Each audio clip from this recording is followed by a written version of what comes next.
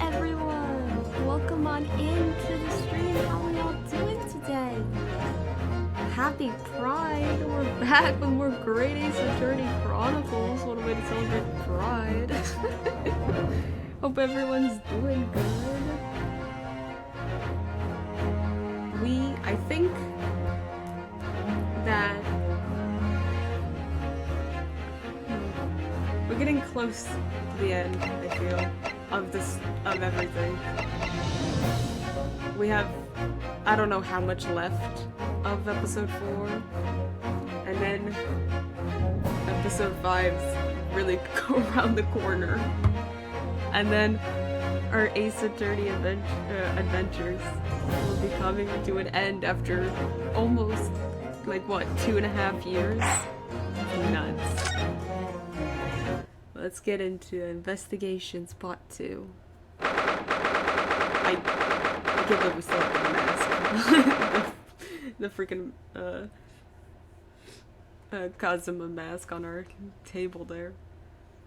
Or chest, whatever it is. 2nd November, 3:38 p.m., Sholmes' suite.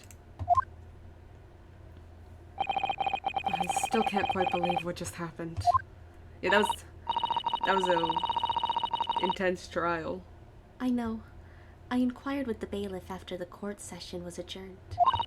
And it seems Mr. Vigil was taken to the hospital to recover. Oh. Right. 10 years ago now, Mr. Vigil attempted to commit suicide by jumping out of the window of the prison governor's office. But ever since then, he's completely blocked the memory of those events from his mind. Nobody knew his secret, not his family, not even the man himself, but I forced it out into the open. Oh, Renosuke. Is it wrong of me to do that? Did I overstep the mark, I wonder? Oh. Bruno! Oh, Iris. You were miles away. Anyway, I brewed a fresh pot of soothing tea for you. Oh, Iris, your theme. Took the spookiness away. Oh, thank you. Susie, have had an exhausting day so far, haven't you? Oh. Thank you, Iris. How thoughtful of you. Do you happen to know where Mr. Sholmes is? When we came out of the courtroom back into the defendant's antechamber, he disappeared.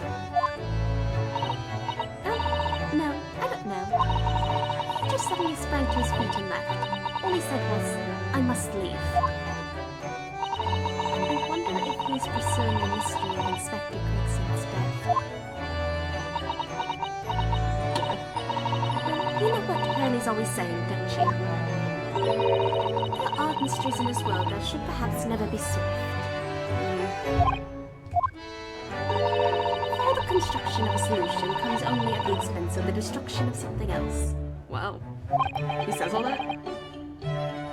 What does that mean?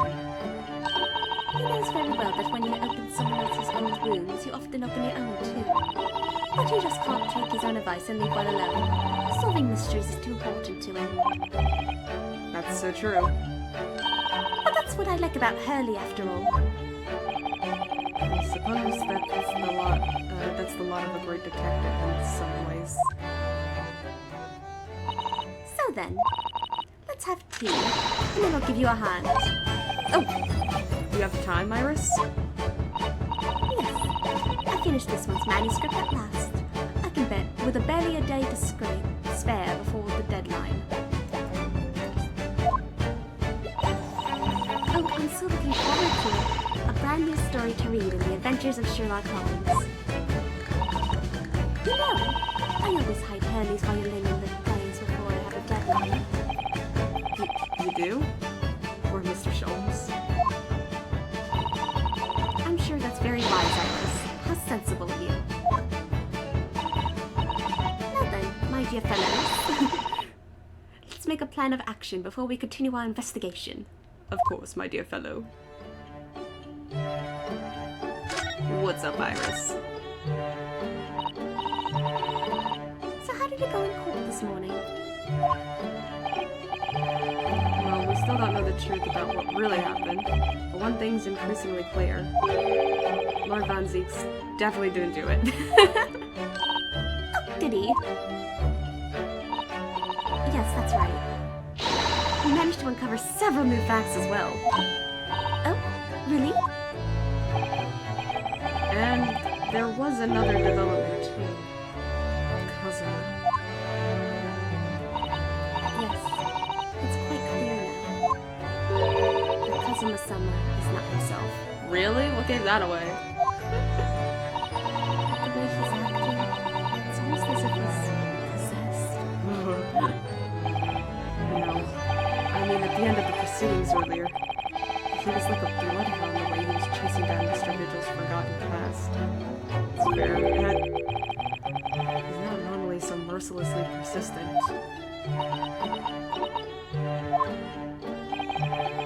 What's going on in his head, I wonder? I really need to sit down with Cousin and try to understand what he's going through.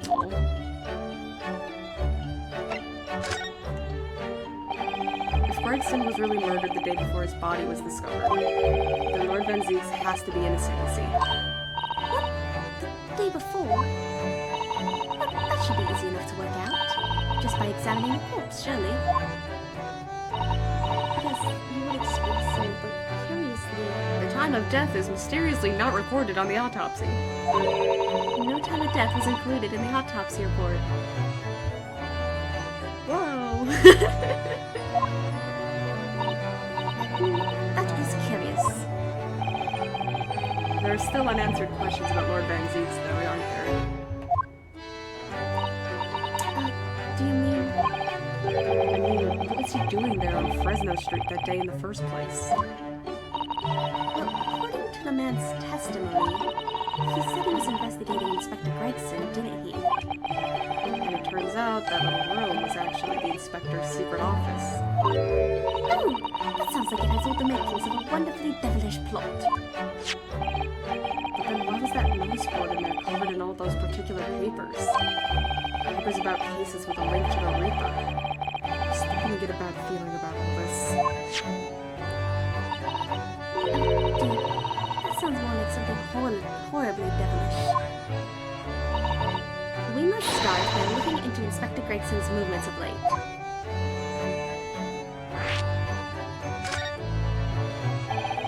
I never imagined I might have to be investigating an inspector's movements. Well, according to the entry in his diary, he was carrying out an incognito investigation of the Red-Headed League the day before his death. Oh, you mean he was doing the same as Hurley? Well, Mr. Sholmes was trying to apply, whereas the inspector was supposed to be investigating. I do wish it had been the other way around. Anyway, as it turns out, the inspector who went to investigate the Red-Headed League that day wasn't actually Gregson at all. It was Mr. Vigil in possession of Gregson's identification. You know what that sounds like to me? Establishing an alibi. My, yes, you're absolutely right, Iris. Gregson was going to kill someone. But why would Gregson need an alibi? It would appear that the inspector had something to do that he wished to keep secret. I don't believe it. I always thought he was just a harmless lover of fish and chips. But perhaps they were seasoned with something a little more potent than salt and vinegar? Nice, poetic, realistic. I think perhaps we should move away from food analogies. Well, anyway, if Lord Van Zeeks felt the need to investigate Gregson... Yes, I agree. We must try to find out what he knows.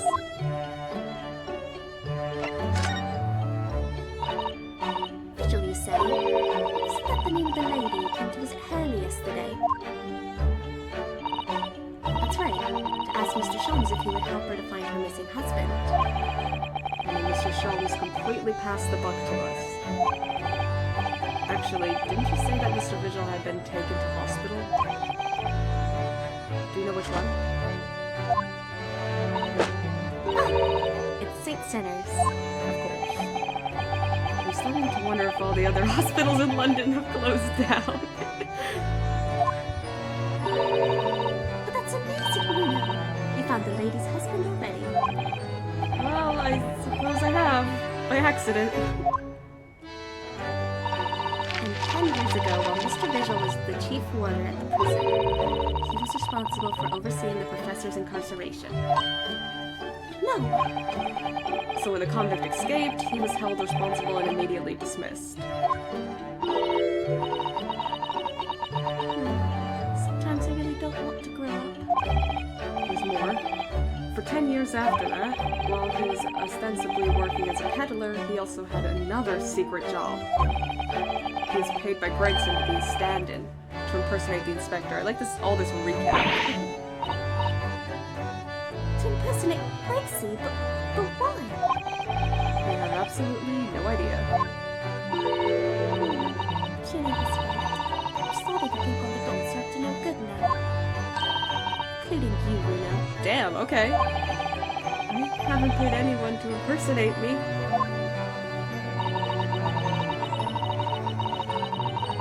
That means he has ties to the professor and to Inspector Gregson, though. So, I do think we ought to pay a visit to Mr. Vigil, don't you? Back to St. Sinners, then.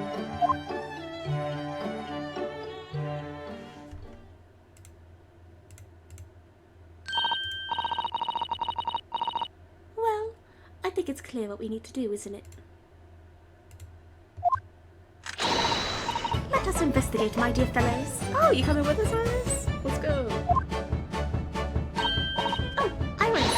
You're even more enthusiastic than usual today.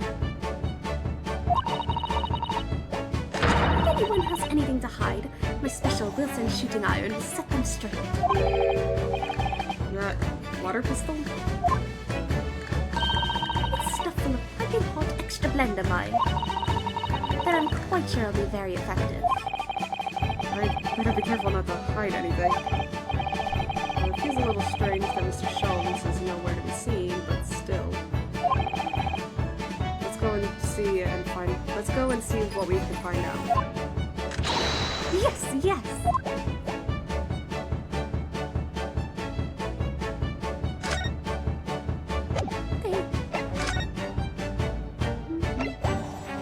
Oh, most things are blocked off.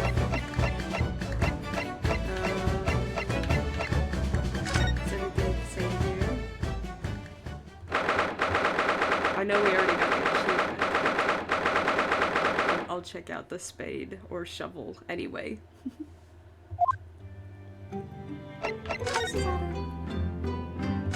Okay, yeah, it's nothing. It's a shovel, I'm just worried.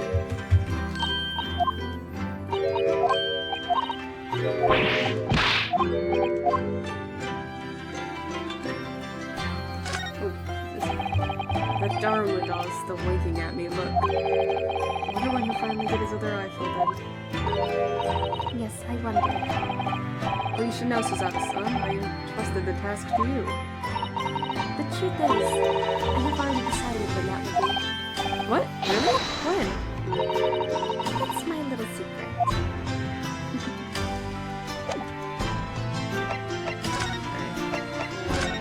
Let's see if there's anything here.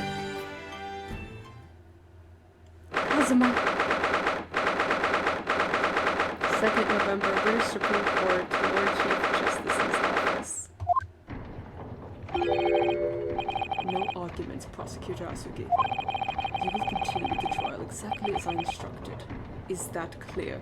Oh no. Uh-oh, I don't like that. Perfectly. It's Kazuma-sama. Defying Lord Strongheart by the sound of it. He never did know when to back down.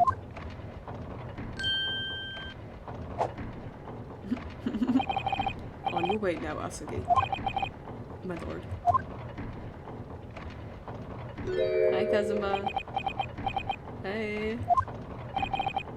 Kazuma. Okay, bye. He left without saying a word. Yes, what are you doing here? Oh, well, I was just hoping to ask you a few questions, if you wouldn't mind. Francie's trial concluded today. But Prosecutor Asubi's unwelcome inquiries are going to make it take longer than necessary. He's just grieving, sir. Unwelcome inquiries.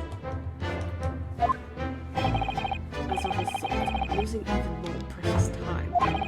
Currently 2 hours, 55 minutes, and 41 seconds. 42, 43. But we must resolve everything before 3 hours have passed, Mr. Narrowheader. In a miraculous not even 5 minutes? Anyway, I can't let the man's obvious bad mood put me off. I need information. Let's talk, buddy.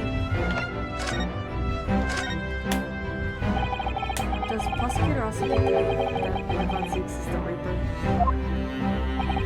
I actually know. Do you think I know what goes on in his head? It was 10 years ago in that fateful closed trial that Lord Von Zieks made a name for himself among the judiciary. The next trial he fought, he lost. It meant the ringleader of a criminal organization was quit, thanks to all the jurors being under duress. But that's awful. The man's freedom was short-lived. He lasted just 3 days. I think it's interesting that Van Zieks is like one of like the few prosecutors in this series that didn't have a perfect record when the protagonist starts going up against them. Because like all the other freaking most of the prosecutors are all like, I'm perfect, I've never lost a case, blah blah blah. And then Van Zieks has a record of losing a bunch of cases. Obviously there was bad consequences for him losing those cases, but I think it's still pretty cool that he wasn't perfect like 99% of Ace Attorney prosecutors. Yes, let me see. He died in a rockslide at his place of work, I believe.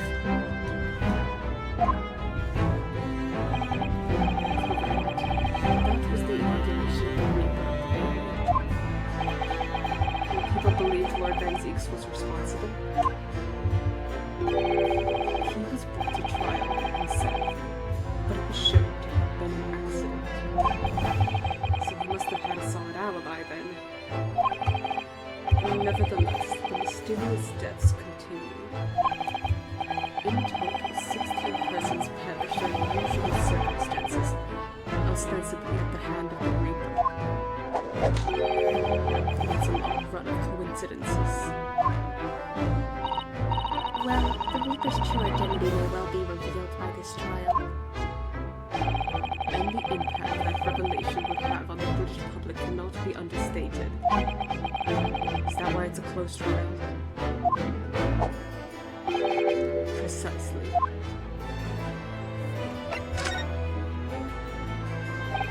This country hasn't seen a closed trial for 10 years.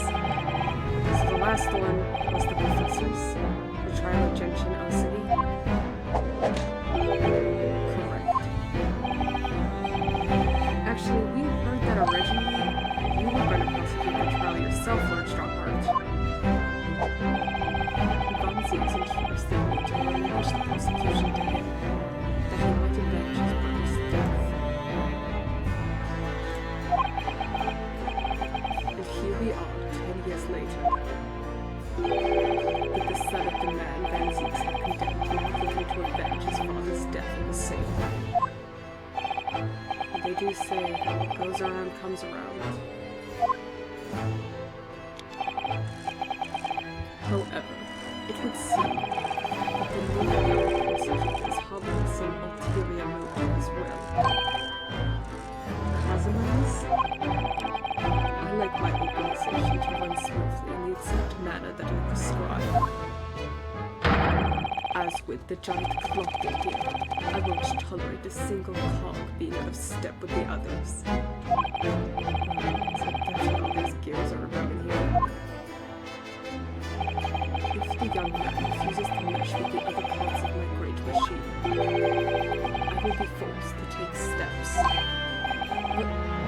What do you mean?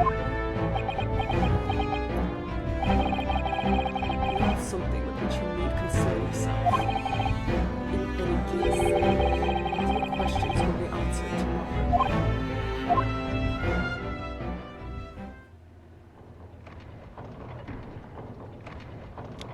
Is our time up?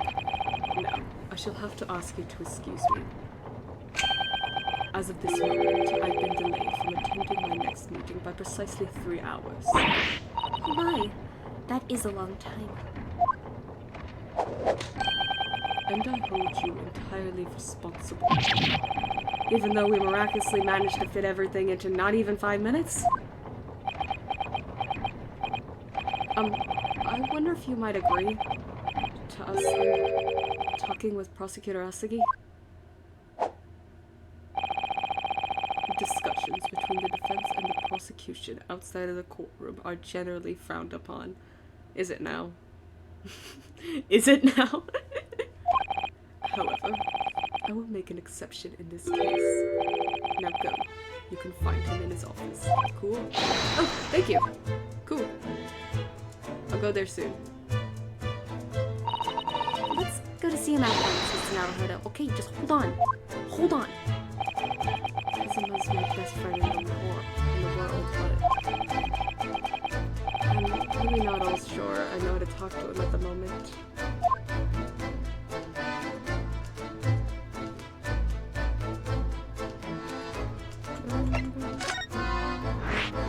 Relocation bed.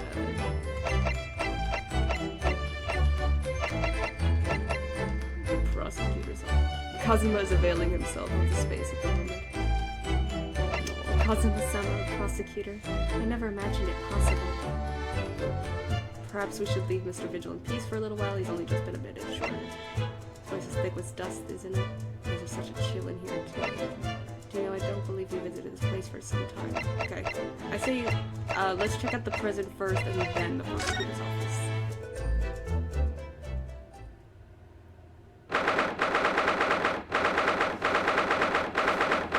2nd November, local prison, cell 1. Lord Van Zeeks is reading, look. Doesn't seem like he wants visitors, does he? But he must have noticed that we're here, surely.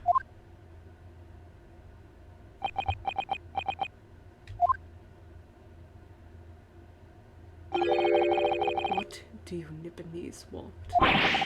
That's no way to greet the lawyers trying his hardest to prove your innocence, is it? Sigh. Perhaps not. I apologize. Wow! Improvement! So what can I do for you, Mr. Naruhodo? Oh. Wow, you use my name. Lord Van Zeeks speaking earnestly! We'll lift over London for the first time in months tomorrow. This does feel very, very strange. Go back to bullying me. I must say, I was impressed. Oh my god. And the compliments keep on coming. Oh, well, thank you. Not by you. Okay. Okay. Not by you, by the guy trying to send me to prison. Cool. Not by you, by your fellow Nipponese, your prosecutor friend. Oh, you see, yes. Yeah, he is cool, isn't he? It's sardonic, don't you think? For a man such as me, so noted with the Nipponese, to be entirely at the mercy of the two of you. Yeah, it's a cruel twist of fate for you. I suppose. It's retribution for having played the part of the Reaper all these years. Played the part? Spooky. What's up, buddy? Let's talk.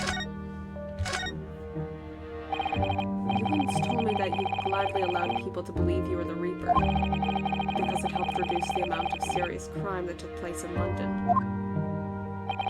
Keeping quiet and playing the part benefits the cause I myself am committed to pursuing. Then why would I choose to say anything?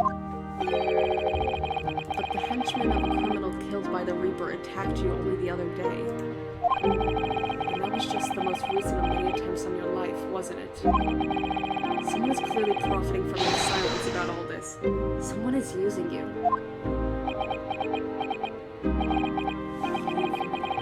Ever since the Reaper first appeared, I've been doing my utmost to expose him. Or rather, expose the organization. It's a whole organization? It's inconceivable that all those accidents were orchestrated by one man. No, the Reaper always appears to have very accurate information about the accused in each case, which can only mean that somebody at Scotland Yard is involved. Someone at... You can't mean... It's taken me many years, but I finally identified the central figure in this Reaper organization. Huh. Tobias Gregson. Really? No! Gregson? The Reaper? No, I don't believe it. I don't believe it at all. The reason you're investigating Inspector Gregson is because you intended to expose him as the Reaper? As I said, the Reaper of the Bailey is no single person. It's a highly secret organization with close ties to Scotland Yard. But there's no doubt that Gregson was a key member of that organization. I don't believe it. You're saying that Gregson, that he's behind all those awful criminals meeting there? Gregson didn't do the dirty work himself. Oh, He was the tactician. His job was to covertly investigate the mobs and plot their assassinations. There's no way this is gonna be true, right? That's nuts. In order to do that without arousing suspicion, he regularly needed a firm alibi. But there's the alibi thing. Which is where Mr. Mitchell came in, posing as the inspector. Mitchell knows nothing about the Reaper, but the Reaper events on Fresno Street is most certainly the headquarters of the operation. Gregson would have met the assassin there for Great Ace. So we don't actually know who carried out the killings then. Actually, I do have a name. You what? well, if you can name the man, you have the true identity of the Reaper already then. Or if I can name the woman. Oh. Oh. She's a young woman by the name of Asa Shin. What? Shin? Oh, her! Wait! Miss Asa Shin. The true name of a terrifying killer I know only too well. I totally forgot that that was her real name.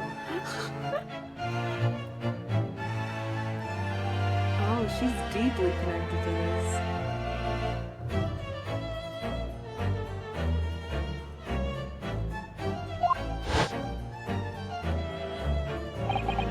She came to Japan posing as a visiting student and murdered Dr. John H. Wilson. And just when it seemed that diplomatic protection would help her escape Japan and conviction, the mysterious woman herself was murdered in a small summer beach hut. And that woman was actually the Reaper of the Bailey?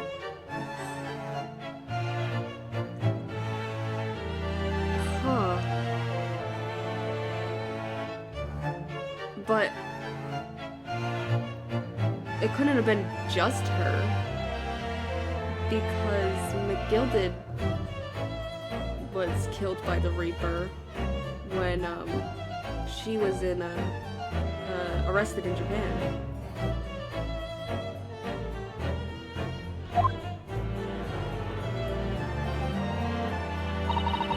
Mr. Naruhodo, this perhaps isn't the place to discuss.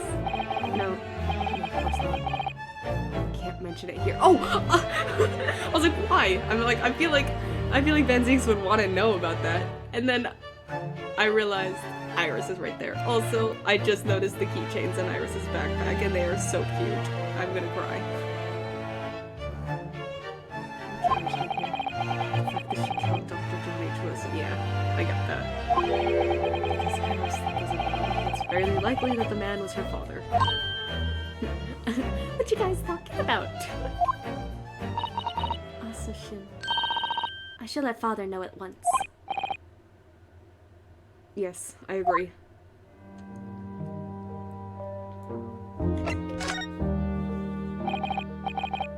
Kazuma, isn't it?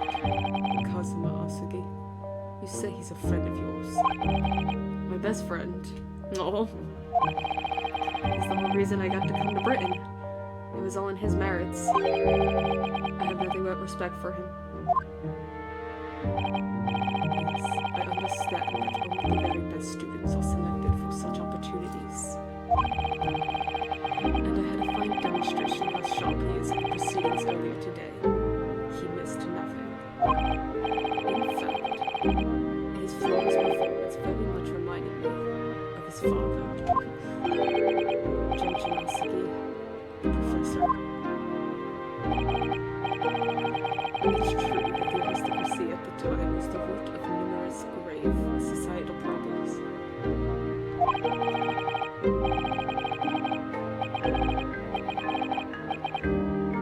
They were abusing their power, playing with the common man as pawns in politics, in economics, in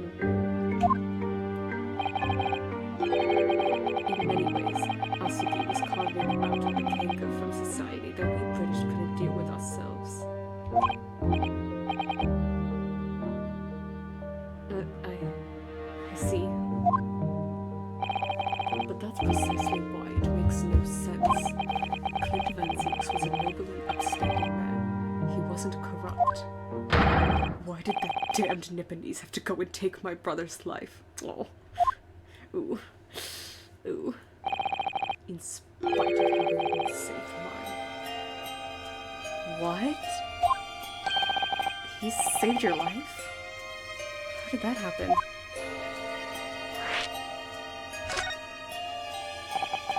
It was 10 years ago, on a foggy night. What was to be the professor's final strike sent a wave of panic through the capital. So Clint Van Zieks had already been killed at this point then. Jenshin and I were walking down some back streets at a late hour. Of course, at the time, I had no idea the true nature of the man at my side. All of a sudden...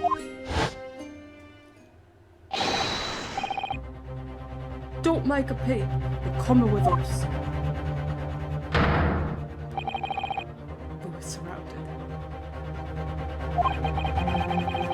Assailants were on their distance, their faces obscured by scarves. Clint was not coming from noble heritage. He was a brilliant prosecutor as well. The scum of the world had been inside of him, and they had no sympathy for his younger brother either. I've been targeted several times before already. Yeah, it's Van Zieks, alright. We got him. I could hear them muttering amongst themselves, and they after me. But just when I thought my time had come, if I let them kill me, Clint would never forgive me. It was Asugi's voice, just a whisper in my ear.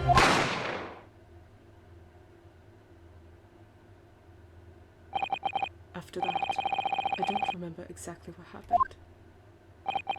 The next thing I knew, there was silence all around. Genshin lay on the cobbled street. Blood was seeping from his left hand. He'd shielded me. Jesus. Oh my god. 2 days later, they arrested him. On suspicion of the Enlightened's most notorious mass murderer ever. The professor. Huh. There's a lot more going on with this professor case. How awful for you.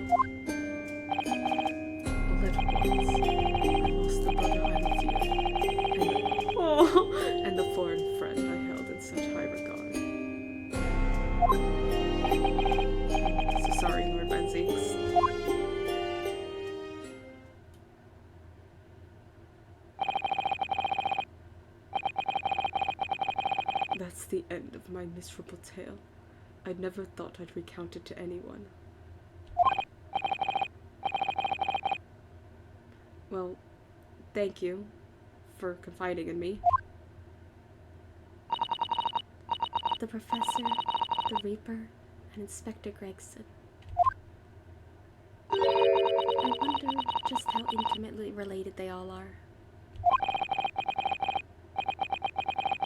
I still can't quite believe that Gregson was essentially the Reaper. Giving assassination orders to Jezile Brett.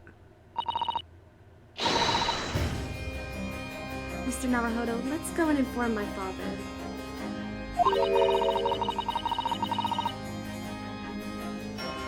I'm sure our government will want to hear about this new information. There's a lot of people we gotta go see. Oh, that means I get to come meet your daddy, Susie. Hooray! Yes, alright. Let's head back to Great Waterloo Hotel then. Or are we gonna go to the Great Waterloo Hotel, or are we gonna go see Kazuma? Which is it?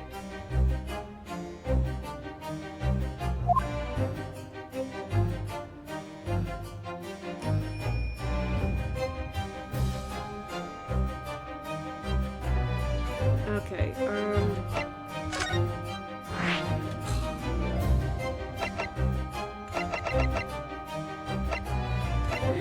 Kazuma might make me cry again, so we'll save him. He makes me sad. 2nd November. Great Waterloo Hotel foyer. I thought it yesterday and I think it again today. This place is so princely.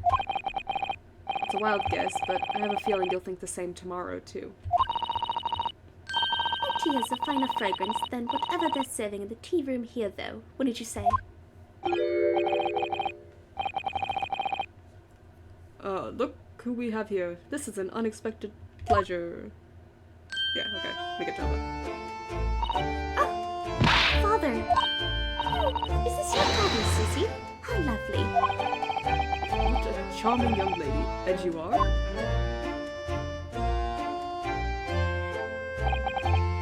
Really? So, you're the author of The Adventures of Sherlock Holmes, are you? Oh, her little bow. That's me, Iris Wilson at your service, sir. Susie's been such a wonderful friend to me over the last year, you know. Well, Miss Wilson, I must say, I've read your work regularly, and with much interest. Iris actually lives as Mr. Holmes, you know, Father. That's so, well, perhaps that goes some way to explaining that bright look in your eyes. Aww. Aww. You wouldn't be smiling so airily if you knew just how bright she is, believe me. Now then, young Naruhodo, it was a pleasure seeing you in action earlier. As an invitee of the symposium, I was allowed to observe from the gallery after I twisted some arms. And I must say, it was truly exemplary performance. Oh, well, thank you very much. Although I'm fairly sure you were omitted by Kazuma on the end there. No, please don't misunderstand. It was you who impressed me. I like to think Renosuke just says all his thoughts out loud. He thinks he's thinking them, but he's just whispering them. Really? You didn't miss a step against Asubi. We all know how capable he is. Really, to have matured into such a fine defense lawyer in less than a year is quite extraordinary. Aww. Stop it. It's very kind of you to say so. And really nice to hear. What I saw in court today confirmed what I've been hoping for. The favor I mentioned yesterday, Naruhodo. I trust you haven't forgotten.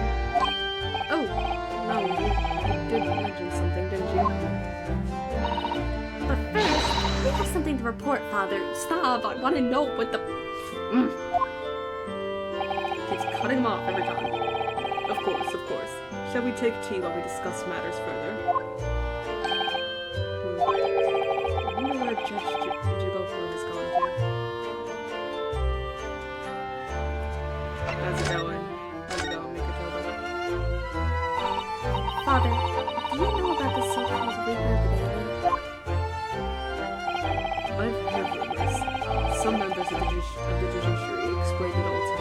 Of course, when I was a visiting student here in London, the Reaper was yet to emerge. Right, he didn't appear until after that case when the visiting students had already returned home. Lord Van who was in the dock today. That was Barry, the younger brother of Clint Van Seeks, I believe. That's right. And he's known throughout London as the Reaper, as you've heard. But the truth is, it wasn't him behind all of those mysterious deaths. It was somebody else. I see. So what you're saying is there's been a professional killer at work here. Exactly. Someone by the name of Asa Shin, in fact. I beg your pardon. Did you say Asa Shin? You mean that Jezebel white woman who was responsible for killing my great friend? Oh,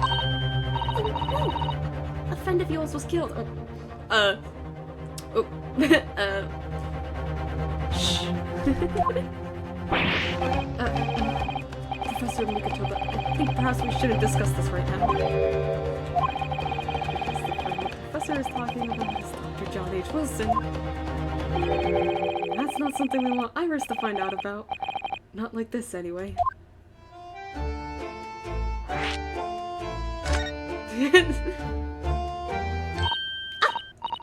I've just remembered something.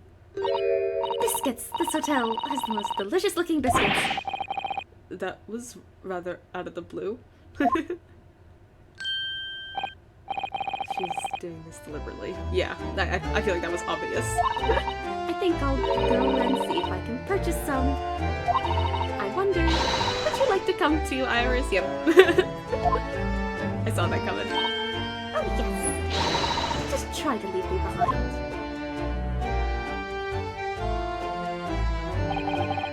So that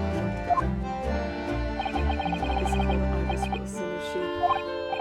Yes, that's right. And she's the author of all those adventure stories starring the great detective Sholmes.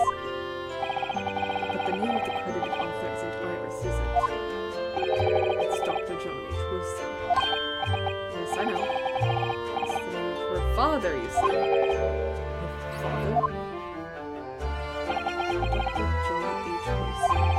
I was deeply indebted to the man for all the kindness he showed me during my time in London. That's why I was keen to reciprocate and invite him to the Imperial Mine University 4 years ago. He was murdered last year, which is Al Brett. Why? How would the hand of the Reaper stretch all the way to Japan? Iris knows nothing about that case, but it seems very likely that the victim, Dr. Wilson, was her father. Well, I can't say that we ever spoke about his family, so I don't know if he had a daughter or not. But I think I can say with some certainty that he was never the great detective's partner. What? Really? So, it could have been another Dr. Wilson, you think? Well, John and Wilson are both criminals after all. I guess. Sure. Still, it's probably best not to mention this to the young lady until we could be sure. That's what we thought, yes. We're back. Cinnamon biscuits. Oh, they smell delicious, Iris. I think cinnamon will go very well with the tea they serve here. Don't you, Susie? Yes, I'm sure you're right, Iris.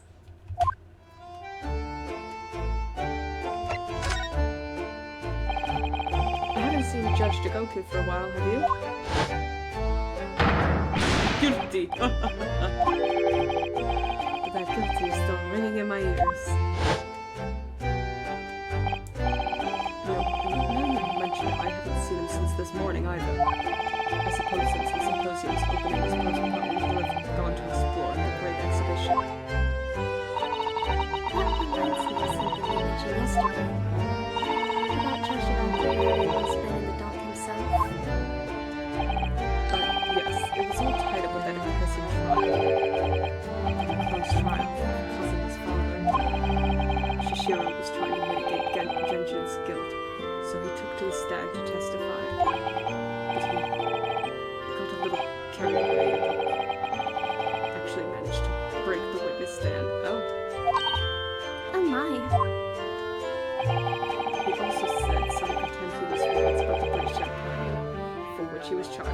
Okay. Oh dear. Although it's poorly easy to imagine him doing that. But it was all over in the end. He was acquitted and we returned to Japan together. Thank goodness. Oh, yes, talking of Shishiro. I have a copy of the photograph we all took together here yesterday. Please. Oh, what a lovely picture. Certainly seems a shot we've arrived in Britain.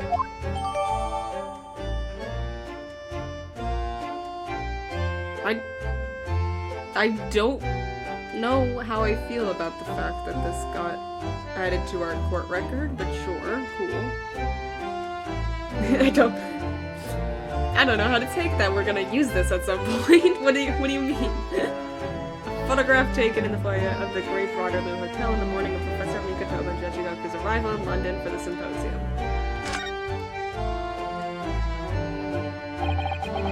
None of us had any idea it was coming when we took that, did we?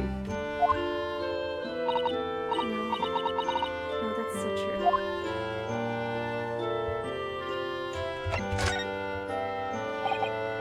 So, you mentioned a favor that you'd like to ask me?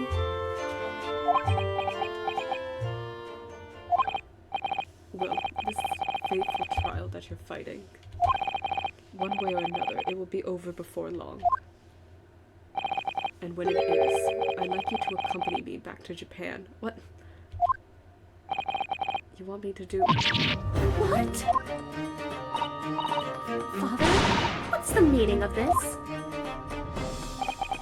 Now, Susanoo, you should understand. You've seen how our courts work firsthand. Japan's judicial system is in its infancy, especially when it comes to defense. Oh, you mean... The Supreme Court of Judicature is in a desperate need of a good defense lawyer. As soon as possible. Really quite urgently, in fact. But I've not even been in London a year yet. I've read all of Susanoo's reports. I'm well aware of your extraordinary talents.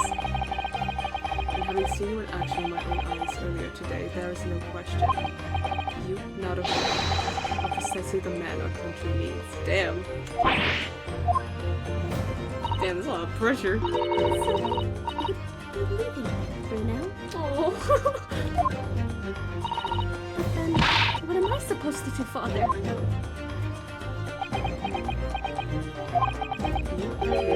Service as Ashley's judicial assistant. Oh yes, she's supposed to be Kazuma's assistant. Our government is still in its process of deciding how best to deal with this situation. That's fair. You've always chosen your own path, Susanoo. I trust your judgment in this matter also. Father, Please, don't look so downcast. It's merely a suggestion, understand. I hope that I'm honest, but I won't force you. All I ask is that you consider it, and come to a decision by the time this trial concludes. Yes, alright.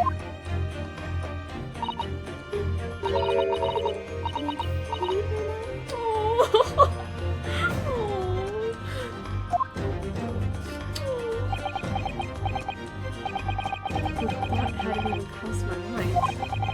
Up until now, I just wanted to do what I believed to be Kazuma's way. But it turns out that he's still alive, so... Where does that leave me?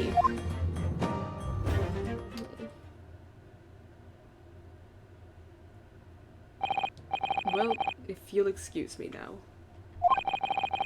I need to telegram government ministers and the Japanese police with this information about Asashun. of course, Father. Thank you.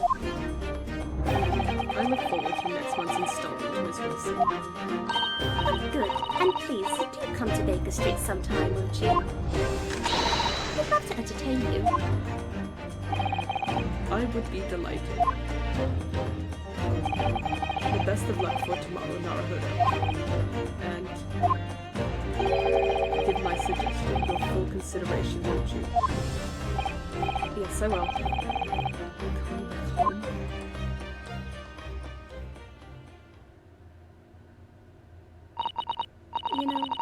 Kazuma-sama has always meant a great deal to my father. I'm sure he'd love the chance to meet with him and talk to him about all this. Aw. Yes, no doubt.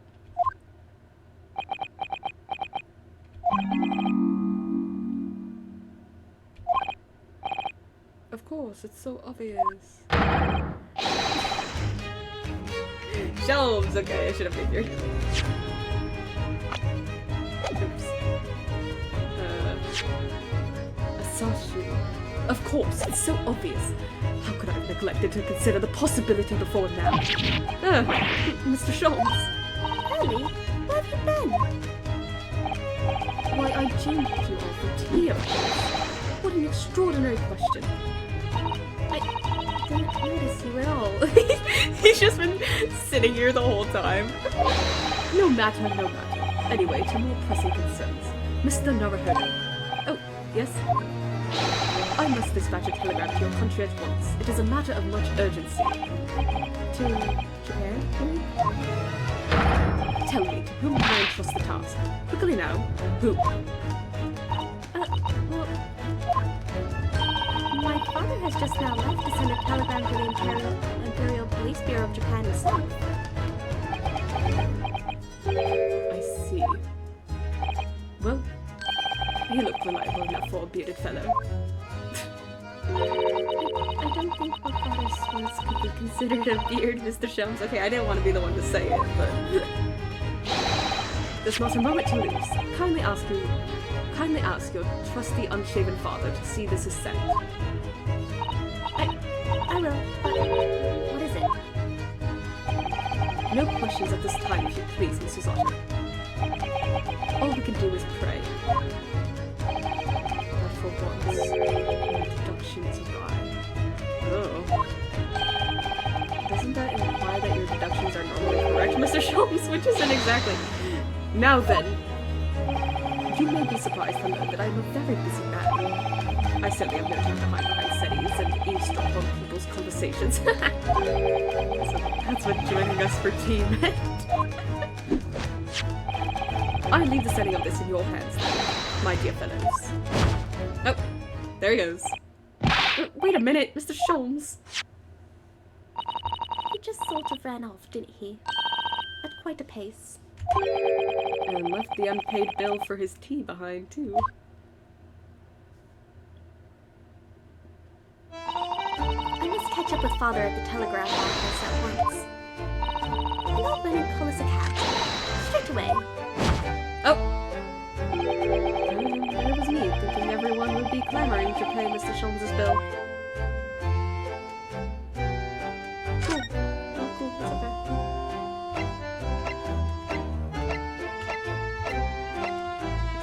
Kazuma.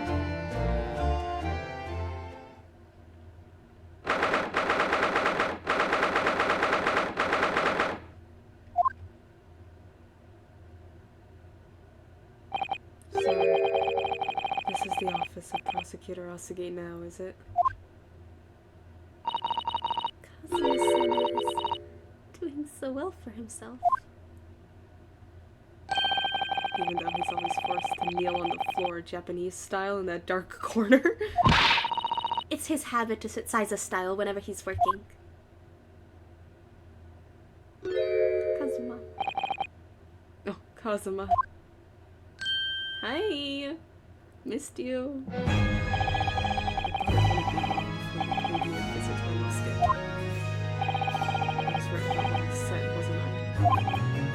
Sorry? Imagine all the makings of a great defense lawyer. I always believed that you fulfill your dream of advocating in the British courts. I just never imagined for 1 second that it would be as a prosecutor.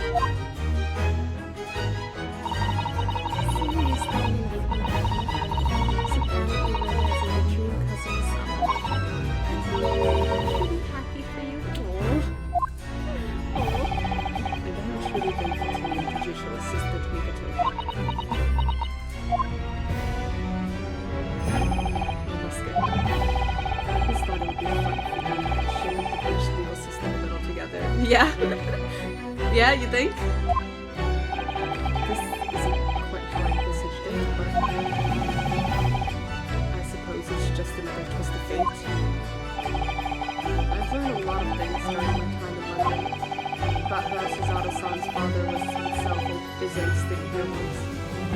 judged you out to. About what happened with your father. I have no difficulty understanding. Like how to find a way to get to Britain as a visiting student myself. Yeah, that makes sense. But why me? Why did you bring me? I want to hear it from you, cousin.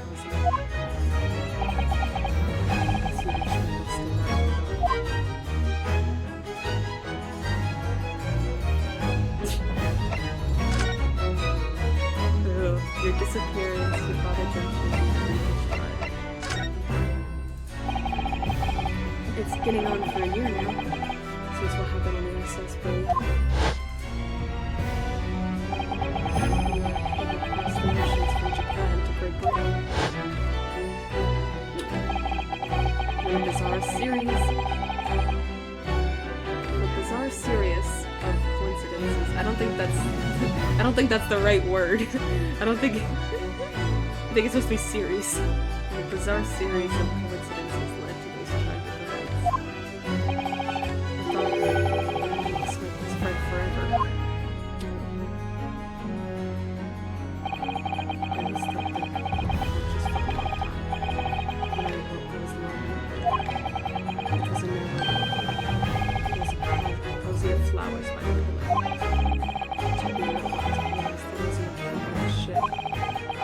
Slipped out of the boat and headed up onto the deck. Were you already suffering from amnesia at that point? Yes. I didn't know what had happened from where I was. It was just this force in my head. You have something you have to do, something no one else can know about. Go to Great Britain. Your task awaits you there. Such a formal voice in your head. Which was calm and calming. It compelled me relentlessly.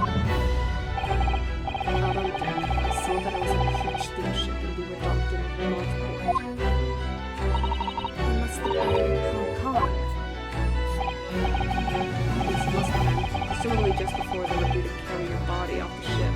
I had no idea of the situation, but I did have a feeling that this was in some way my last chance. So I concealed myself among the disembarking passengers and went ashore.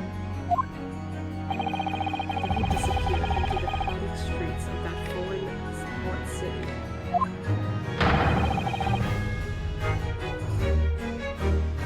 So I could plan my onward journey to Great Britain.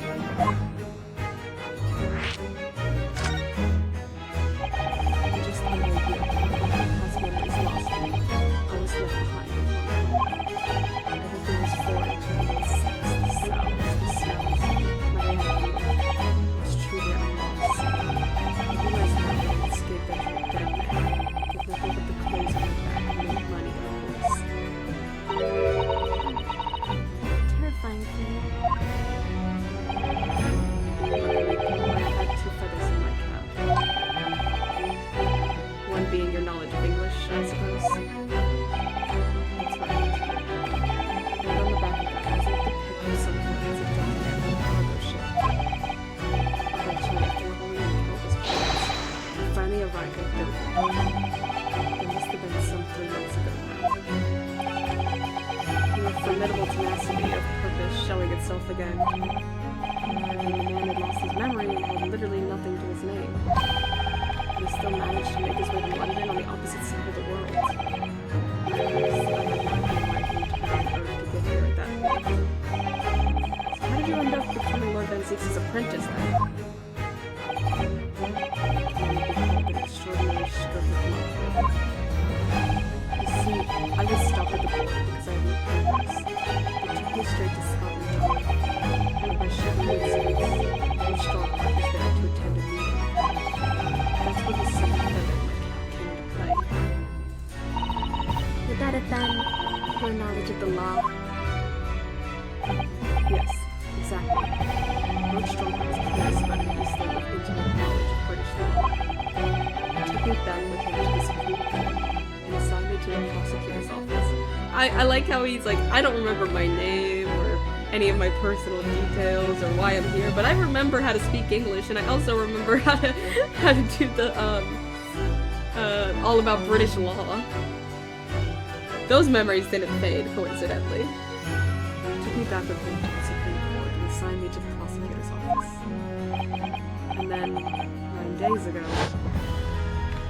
you finally got your memory back after the trial involving Trevor. Yes, I did.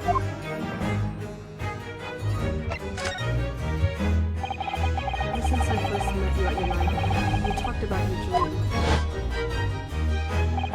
Mark my words, Oscar. I've chosen as a visiting student and make my way to Great Britain someday. Did you know the entire time about what happened to your father here? 16 years ago. Oh!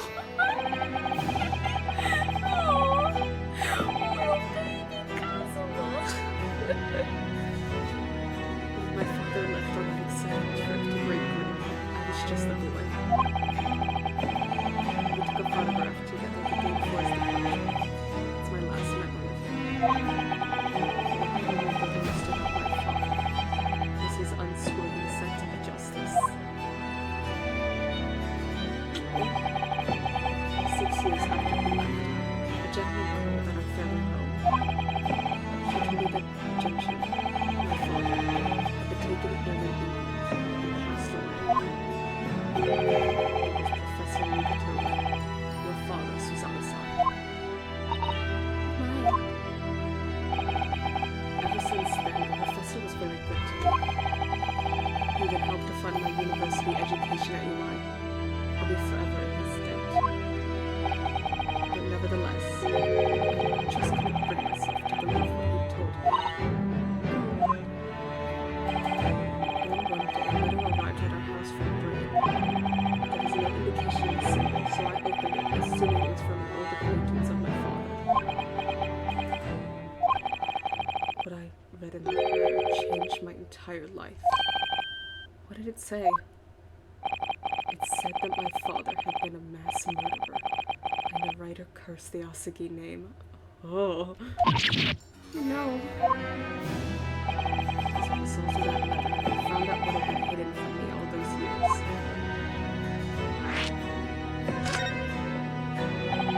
Presumably the letter was sent from a relative of one of the victims.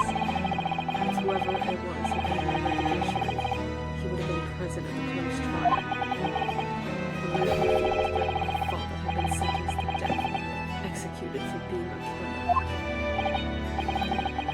I'm so sorry you had to find out that way. I imagine the British government did its very best to silence whoever sent that letter. But someone who knew the truth and couldn't bear the resentment was always going to be a problem. But still, it could have been written by anyone. How would you believe such a thing? There was a newspaper cutting included with the letter. It was the first I ever heard of the professor and his terrible killing spree. What did my father have to say about the letter?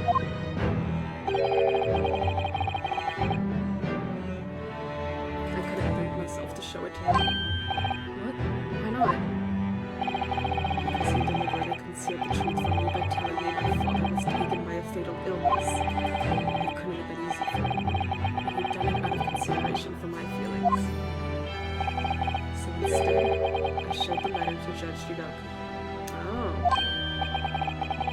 To the other visiting student. He faltered for the briefest of moments, but then he just laughed the letter off. But in that moment, I saw it on his face. He was undeniably shocked, shaking momentarily, before recovering his poise. A year later, my bereaved mother succumbed to the strain of grief. She too passed away. Oh my god. It's so sad. That's when I made up my mind. One day, without fail, I would cross the seas to Britain and seek the truth for myself. The truth about my father, Genshin Asagi. And I wouldn't let anyone stand in my way. Kazuma-sama.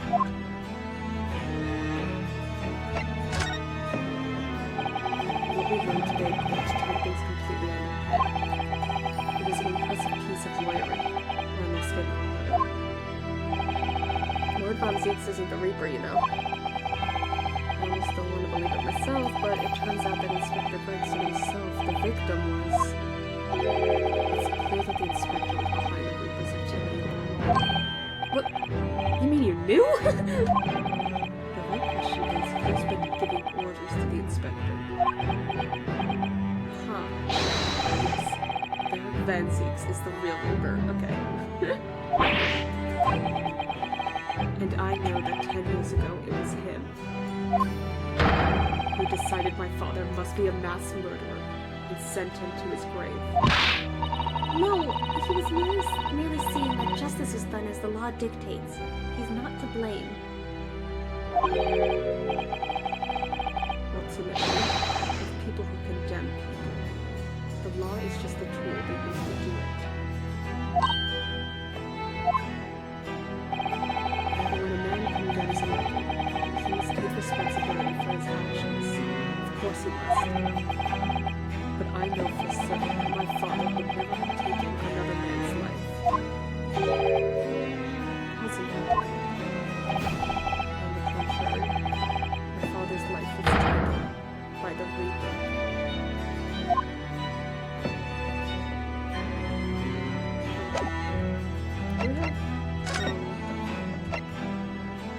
I wonder if we talked, they mentioned like the autopsy earlier. I wonder if that's something they can ask.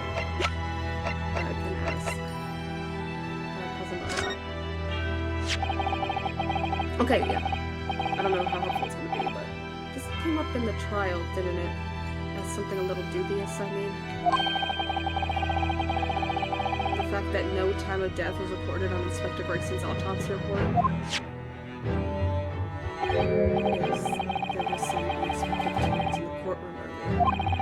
The suggestion you came up with certainly took everyone by surprise. The idea that the victim died the previous day at some other location is quite something. Well, considering when the pocket watch had stopped at the scorch marks on the candle, it's certainly a distinct possibility. The evidence in the scene both point to it. To be honest, it bothered me too. So I paid a visit to the autopsy room earlier. The coroner responsible wasn't there, but I got a name. It's Dr. Gory. If it wouldn't trouble you, Cousin Missy, we'd very much like to speak with the coroner, too. Of course, the last thing I want is for anything to be brushed under the carpet. Scotland Yard's autopsy laboratory is behind Lowgate Cemetery. Lowgate Cemetery? Okay, prison, you mean? Yeah, you know it, do you? The prison where your father was incarcerated and robbed of his life. Cousin Basama. Well, thank you. We'll pay a visit to the laboratory later today. Okay. Oh, I think we're done talking with Kazuma. Ranosuke. I want to thank you. What for? Oh, for this. Oh. You safeguarded the soul of the Asabi clan. Well, it is a famous sword that's been in your family for generations. My only slight regret is that I never got the chance to draw it before I returned it to you. Oh. Sad to have been forged by a master swordsmith during the Sengoku War in the States period. I come from a long lineage of warriors, many of whom were expert swordsmen. Well then, you're a chip off the old block, I'd say. This blade, Kaba, is the symbol of the Asahi clan's honor and might. Apparently, one of my father's apprentices even took the blade's name for his surname. Really? Kaba? It does sound formidable, that's for sure. 16 years ago, when my father was a visiting student here in London, he had this sword forever at his side. Which is why it means so much to me that I have it by my side again now too. Oh, his smile. And that is all thanks to you. Here's an honor. Oh.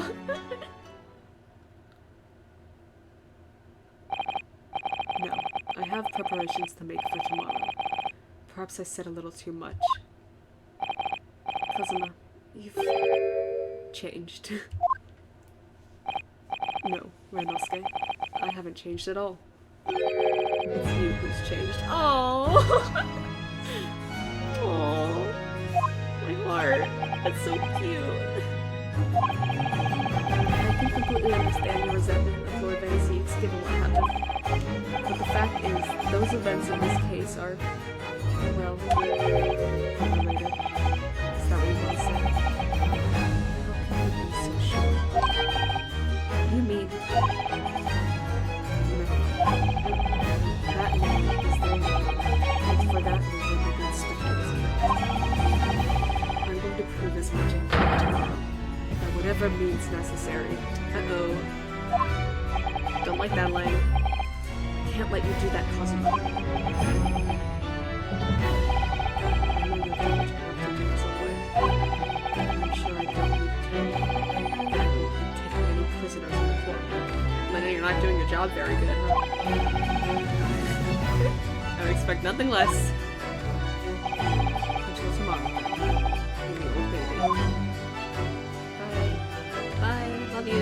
Okay, see you later. Wait. Oh. Forensics lab. Okay. Let's go check out the hospital. Genshin's apprentice is a Von Karma reference, a Japanese man created Francisco on my Karma. Really? That's so cool. Aw, what the heck? Thank you for that little information. I did not know that. This is the ward where Mr. Vigil was brought, apparently. To be frank, I'm a little worried about seeing him again. Hi, buddy. Oh, the lawyer. Hello again. Are you feeling better now, Mr. Vigil? Yes, thank you. So much better. I'm so sorry to have caused you to... I mean, it was because of me. If I hadn't exposed your secret and forced you to remember things you'd obviously tried to forget... The prosecutor was here until a few minutes ago, too. You just missed them. We just saw him, actually. Oh, Kazuma beat us to it. Not to worry, we were just with him.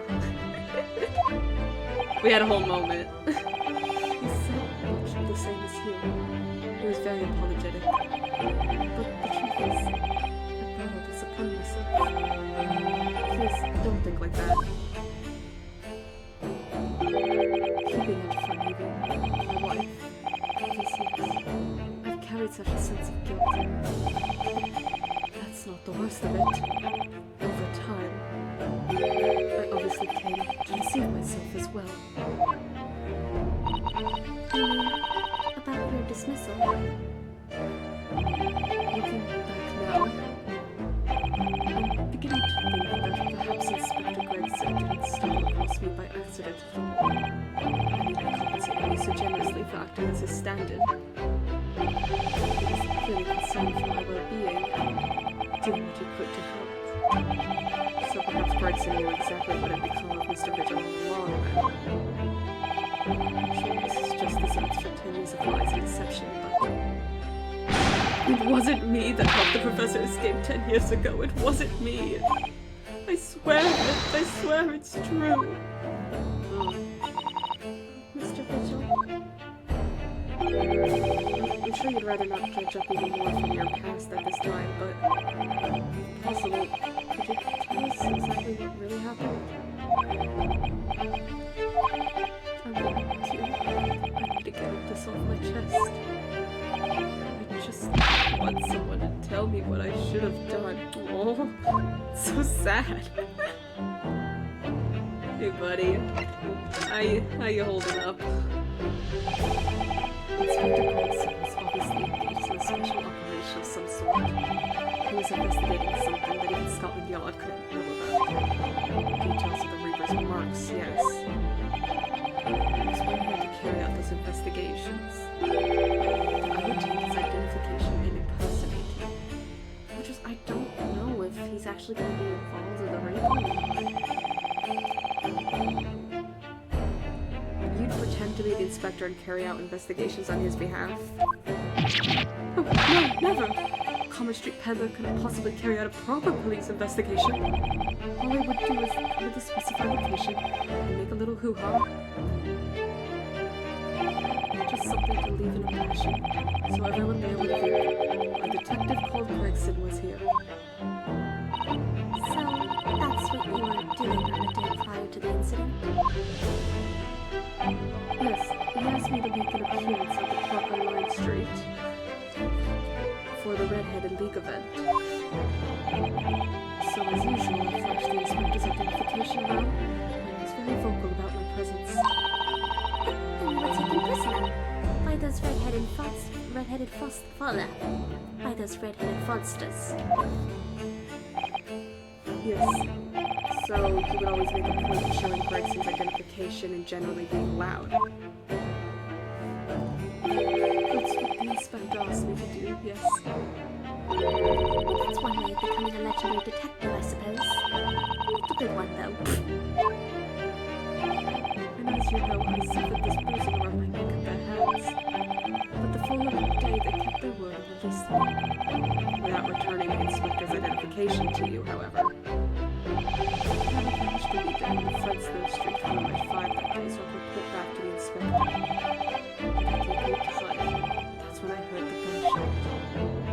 Interesting. So they were planning to meet at that time. He was already dead. It was at midnight on 17th of June, 10 years ago. That was the time scheduled for the execution. The professor's execution never actually took place, did it? Or rather, the execution itself was the venue to effect the plan of escape. I hardly dare to imagine what a chilling plan it was. Berkeley was renowned for being the highest security prison in the country. Everything that went in or out of the place was searched multiple times. But there was one notable exception. Or rather, one notable loophole. Something that was never questioned. I have a feeling I know what that loophole was now. Coffins into which the bodies of the executed convicts were placed, correct? Yes. Once the coroner had confirmed the death of the condemned convict, the body was taken in its coffin for immediate burial in Logate Cemetery just behind the prison. The chief warder first had to sign the necessary papers. And after that, no member of staff was permitted to touch the coffin containing the body again. When executions took place, only the executioner and the coroner were permitted inside the chamber. I would wait in the adjacent room for word that the condemned convict was dead. On that occasion, once I had that confirmation, I went into the mortuary to find a lone coffin, as usual. The procedure was that I would sign the paperwork and then check the coffin, then nail it shut. But for some reason that day, the coffin was already nailed shut. Oh. No! I didn't think anything of it at the time. I assumed that my deputy was to check the coffin and nail it shut before I arrived. So you mean the coffin contained... Yes, I can only imagine that Asaki, having escaped his execution somehow, was alive inside the coffin. The coffin was then taken out through the main gates and deposited in Logate Cemetery. Presumably there wouldn't have been enough air inside to breathe for long.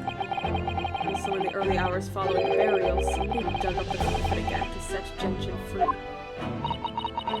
But in the end, he was fatally shot in the graveyard anyway. What on earth really happened in Logate Cemetery that night, I wonder?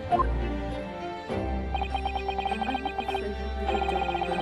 All I can say with certainty are two things. Asaki couldn't possibly have escaped that way without help from somebody working in the prison. And that somebody is not me.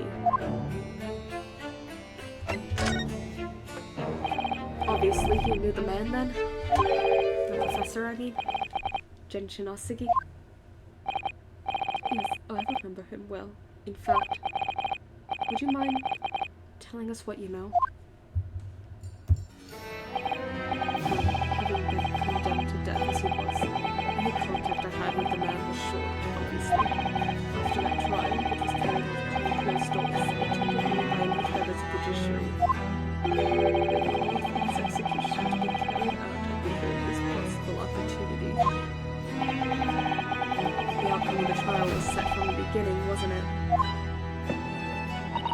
There was a time of delicate diplomacy when Britain and Japan were in the process of signing an important treaty. That meant that this potentially destabilizing case had to be dealt with swiftly and discreetly. Man had less than a week in total.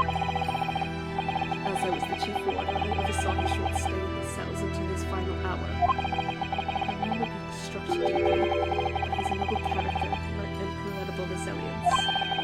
What do you mean exactly? He was a killer man. He was always quiet and polite. He was a gentleman and a man of intellect. In fact, I couldn't bring myself to believe what he'd done, so I asked him one day. Those 5 members of the aristocracy, his lands were taken. Are you really responsible? I'm guilty of the unforgivable crime of ending another human's life. Yes. That's suspiciously worded. The following day, the court trial took place, and the verdict was no surprise. Guilty. That night, when he was brought back to his cell, I saw something. Something unusual. Something unusual? What? The last will and testament of Genshin Asagi.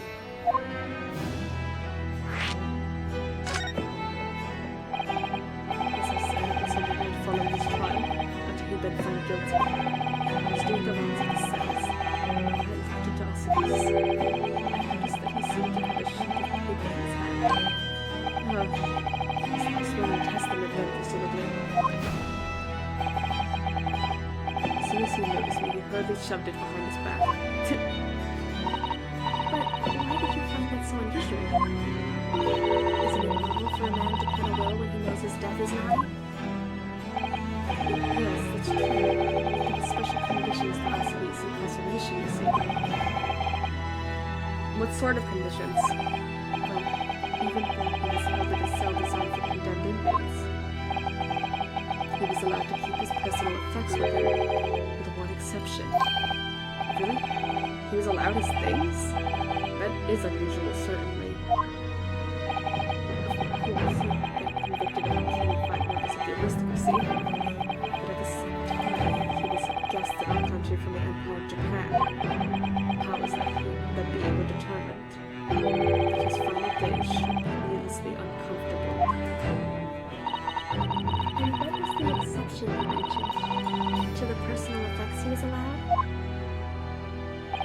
That's the point. He wasn't permitted to have writing materials. Huh. Specifically, no pens or paper. His grade is the weapon. That's how he killed all those aristocrats. So, he was prevented from leaving any written record of what had happened to him. Yes, that was the long and the short of it. No idea where he obtained that paper. Any writing materials had been confiscated from him upon his incarceration. As I said, he put the paper behind his back and then he pleaded with me. Did you just hide behind your back?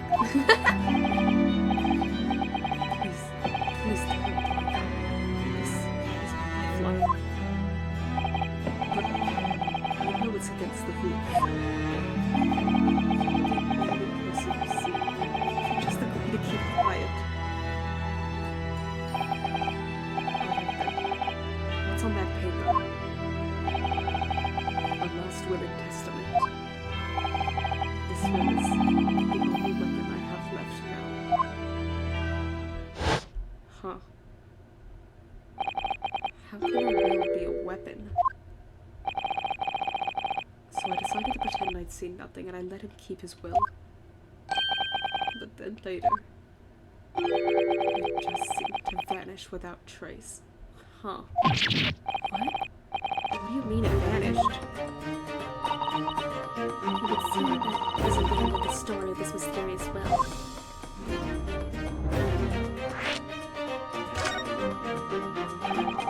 The only person who saw Asagi's will, but somehow it disappeared.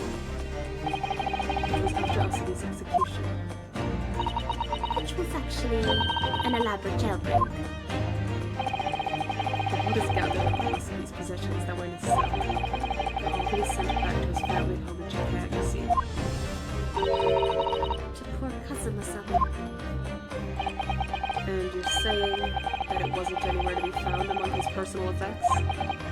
The will, I mean? That's right. But I didn't search through them myself. Governor Haydn was in the middle. He was screaming. It can I have disappeared completely? That doesn't quite make sense though, does it? In what way? Well, we'd understand that only Mr. Vigil was aware of the will's existence. Okay, yeah, I was gonna say. In which case, how did the prison governor know to look for it? Yes, you're right. I really don't know how he did. It certainly seems as though he knew the will's existence from the outset.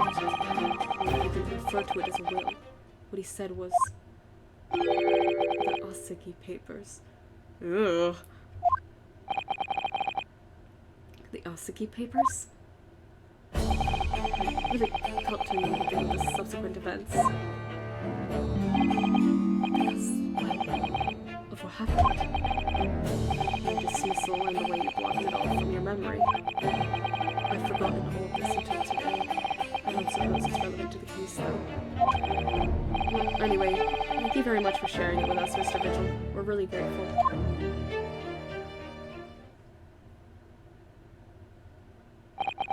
I'm afraid there's really little more I can tell you. My wife, Evie, will be here shortly, so I do hope I don't appear rude, but... No, not at all. Thank you again. But what will become of you now? Well, impersonating a police officer is a criminal offense, of course. I imagine that once I'm fully recovered, I shall be arrested. I'm so sorry. Help me, please. This is all my own doing. I always knew that this day would come. Well, I wish you well. Goodbye, Mr. Vigil. Ah! Before you go, there's just one thing. Oh, yes? What is it? The Asagi papers. I'd be very grateful if you'd make no mention of the things I told you about them. Presumably for some good reason. It's my understanding that their very existence is a closely guarded secret. If it became known that I'd remember, well, it could be rather troublesome, I think. Ugh. I understand.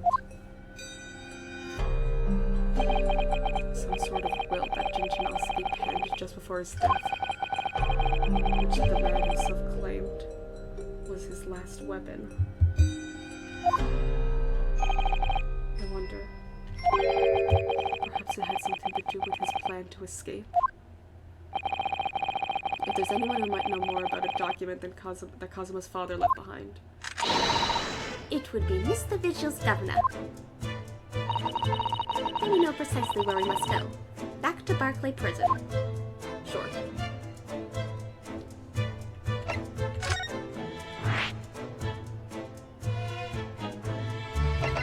Governor's office. I guess we'll go there. And then since the forensics laboratory is like, you know...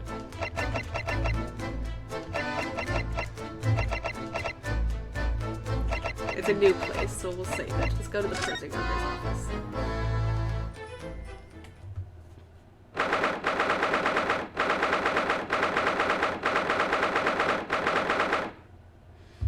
Barclay Prison.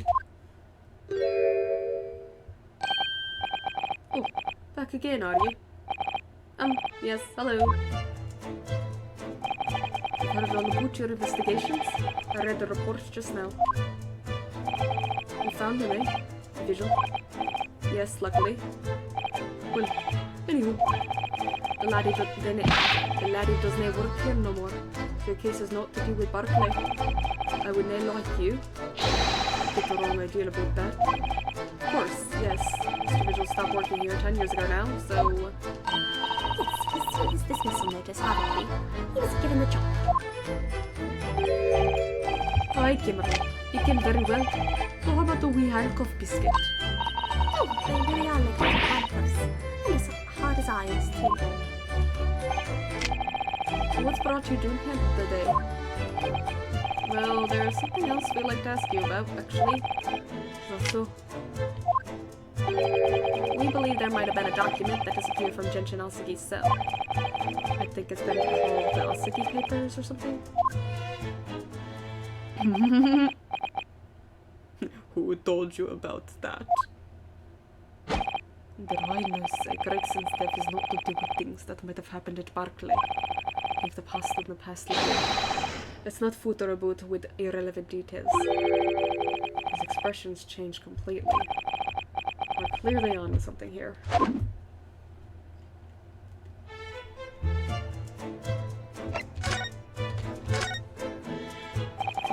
That murderer's botched execution. Mahorni's the broad escape. They were Barclay's darkest hours, a shocking embarrassment. Because the convict had a collaborator on the prison staff, you mean? Aye, for shame. The coroner who confirmed the time of the man after his execution, Courtney Scythe, and my chief warder at the time, Vigil, who was in charge of the whole affair. But Mr. Vigil says he didn't know anything about it. The rascal wouldn't say otherwise, eh? Or handcuffs. Oh, how can I say no? You can never have too much iron in your diet. When Mr. Vigil was handed his dismissal notice as a result of what had happened, he was so despairing he jumped out of my office window, didn't he? I didn't like to say, but that's just Vigil trying to get rid of it. Do you not think he would have jumped from the shock of his crimes being exposed, eh? I do. You wouldn't say otherwise, though, would you? Of course, I can shoot all the responsibility myself. Should have let him deceive me. Actually, it's better than anybody that kills once went on at the time.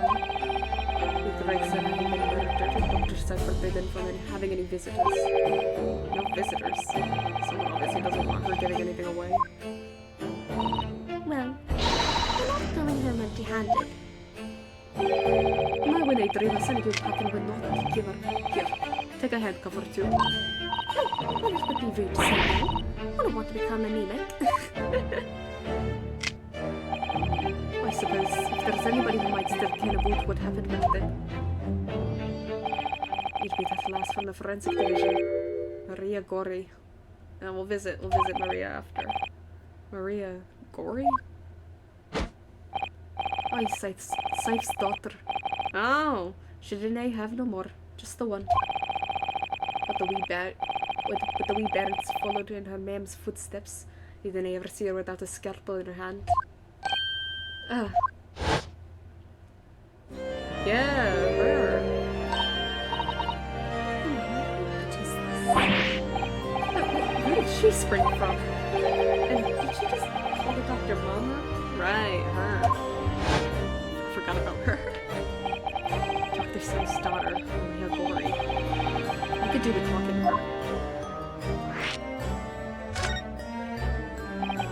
So, she's Dr. Seth's daughter, but her surname is Gori? Why, there's a family history, I'm sure, but then it keep the ins and outs of it. She grew up watching her man work with the bodies of folks who died under strange circumstances. Instead of doing the same way her own life, then I understand it myself. Perhaps she was driven by a deep respect for her mother. Perhaps. Anyway, she was in charge of Gregson's autopsy, I believe. Right, and the coroner responsible for this incomplete report. some of the known stories about cutting of bodies. There's even a rumor that she used to listen to the funeral march as a lullaby. Well, then perhaps her mother might have told her about the autopsy from the case 10 years ago. I'd say there's a fighting chance at least. After all, it's a life-changing case for all of us. I really need to speak to Miss Corey herself about this, I think. Well, thank you very much. I'm not happy about any part of this. Took years for Ladinus to finally forget the whole professor business. And you not give up on this, laddie. Stop asking pointless questions. I'm sorry. I don't like dredging up these painful memories for everyone. You know, just stay away, no. Leave me alone and then I come back here, eh? But the Asagi papers! Would you complain about that, laddie? There's no many folks here, even here in the prison, who've heard of those papers. Oh, well, I can't tell him Mr. Vigil told me. I'm afraid our sources must remain confidential, sir.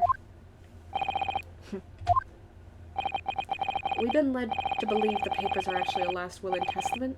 Is that right? The professors, or rather, Genshin Asagi's?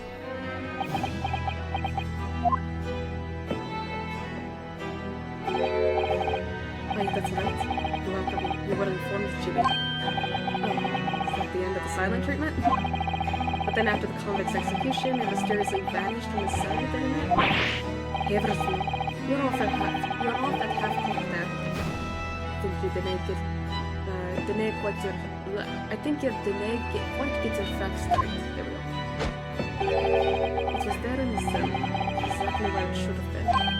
Oh. Not what we heard elsewhere. Oh, and he has them. Let me just have a look around here so I can find it. Right, here we are. See? The last will and testament of Genshin City, written with a calligraphy brush. Of course, I can now read a word of those Japanese scribbles, but I'm one that says he leaves all his worldly possession with his son by his homeland. Yes, that's correct. That's the gist of it. So these are the Asagi papers. Right, of course they are. Papers written by Asagi and they adopted it.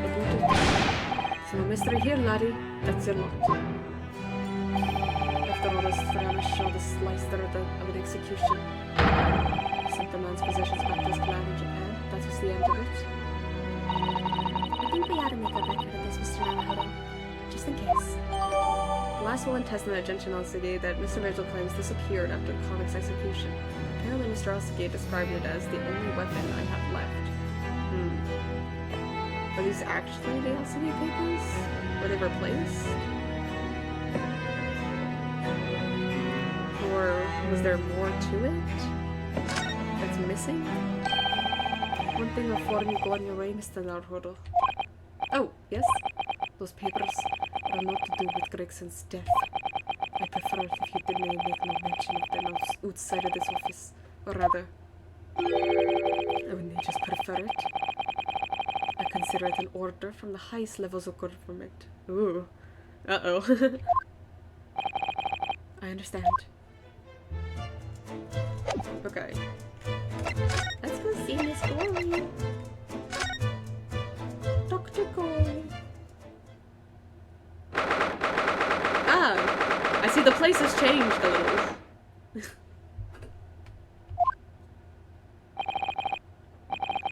This place really is creepy, isn't it? Well, being a dead room, it's probably full of the spirits of the dissected.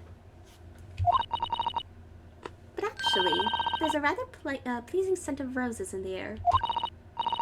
And being a dead room, the coroner probably needs a bold scent like that to mask the odor of death. Iris? Do you think we could change the subject? Oh, I hate that. Ew. What was that? Ew. I don't like that at all. Oh.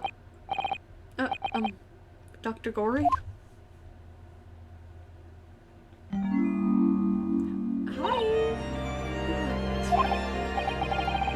The noise before. I was shopping in my tools.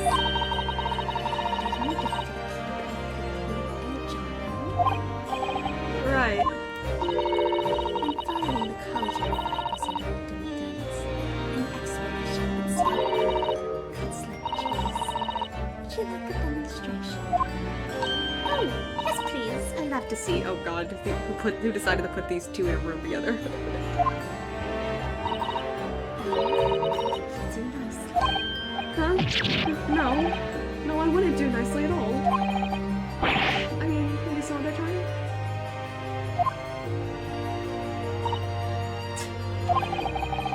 Is that a cut?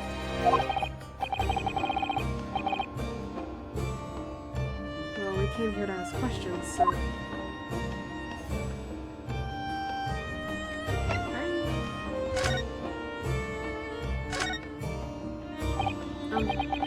We have actually met before.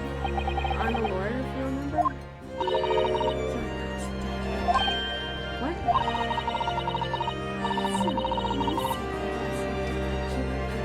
She's so strict about things like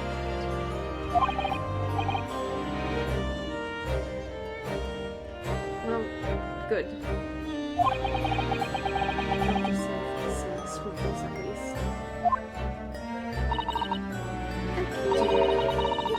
she's not interested in talking to us. For the time being, For the time being, you mean until we die? That's a way off.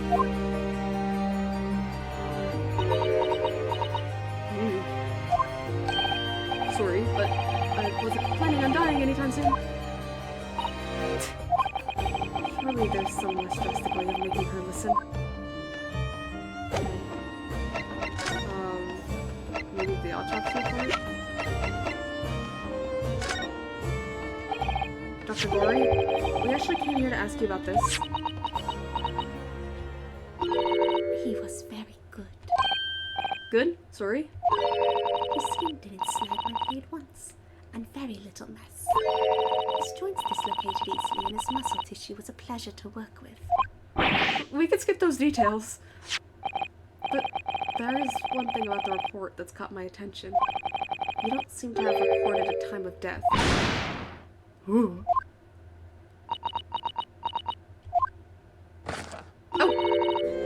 That's not my fault. Hi! Oh! That made me jump. Then please, here's what happened.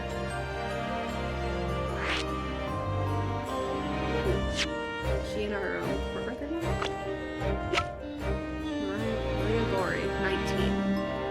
The daughter of Dr. Scythe, who is also a coroner like her mother. She carries out all the autopsy work on corpses. Very cool. Very pretty. So why doesn't this autopsy report include the victim's time of death then? It's really the most crucial detail. Yeah. Our whole case is riding on it. Oh. I was told not to write it. Oh, okay. By somebody involved. Cool. What? By whom? Uh-oh. Uh-oh. Neil Strongheart, the Lord Chief Justice, he came here. Which Strongheart came? He said that from the witness statements about the gunshot and the other evidence, it was obvious. The man clearly died at 5 p.m. on 1st November, when the gunshot was heard. Okay. Sounds like a cover-up. Uh-oh. But that's not the time of death you wrote on the report. You didn't write anything. Is there some reason you didn't include it?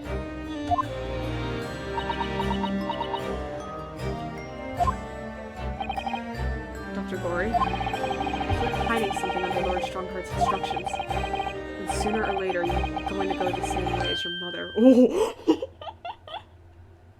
Uh-oh. Damn, Renosuke. That's savage. Give it here, then. What's she scribbling so furiously? There. You've written... What? What's she written? Tell us. indeterminate. But The autopsy report from the examination of Inspector Gregson's body. According to the coroner, Dr. Gorey, an accurate estimation of the time of death is not possible. Uh-oh. Why is it indeterminate? What do you mean by that? Why was the time of death indeterminate? when the specimen was rotten, it was still fresh. Coincided when the gunshot was heard. There is one small discrepancy. What discrepancy? In the pocket of the specimen's overcoat. And the fish has started to rot. If the victim liked fried fish, he presumably liked to eat it before it went off.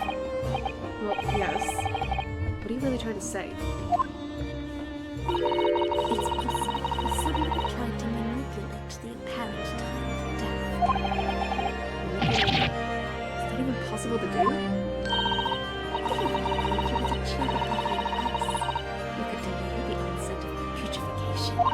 Yeah. And if the overcoat wasn't on the body at the time, Only the fish would have started to rot. with today's science, it's not yet possible to determine if the body was chilled or not. But today's science is advanced enough to let you freeze a corpse, it seems. Oh, his body was frozen somewhere. But surely, the chilled corpse that might require his electrical refrigerator. I don't imagine many households in London are equipped with such a device. No, definitely not. Maybe in a factory, or some other special places. Yeah, I have a good stream. Also, your game volume is loud, or your mic volume for your voice is low. Thank you for letting me know. I can turn that up. Thank you. And thank you. Thank you.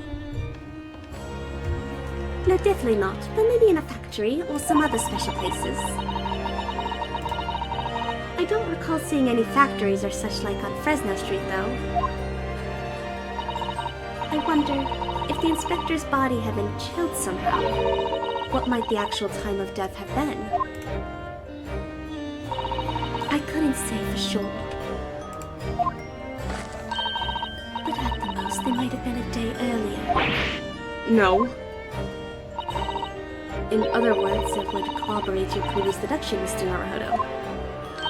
That Inspector Gregson was killed a day before his body was discovered at a different location. Did you inform Lord Strongheart of this possibility? He simply said that there were no electrical refrigerators of that size in the vicinity.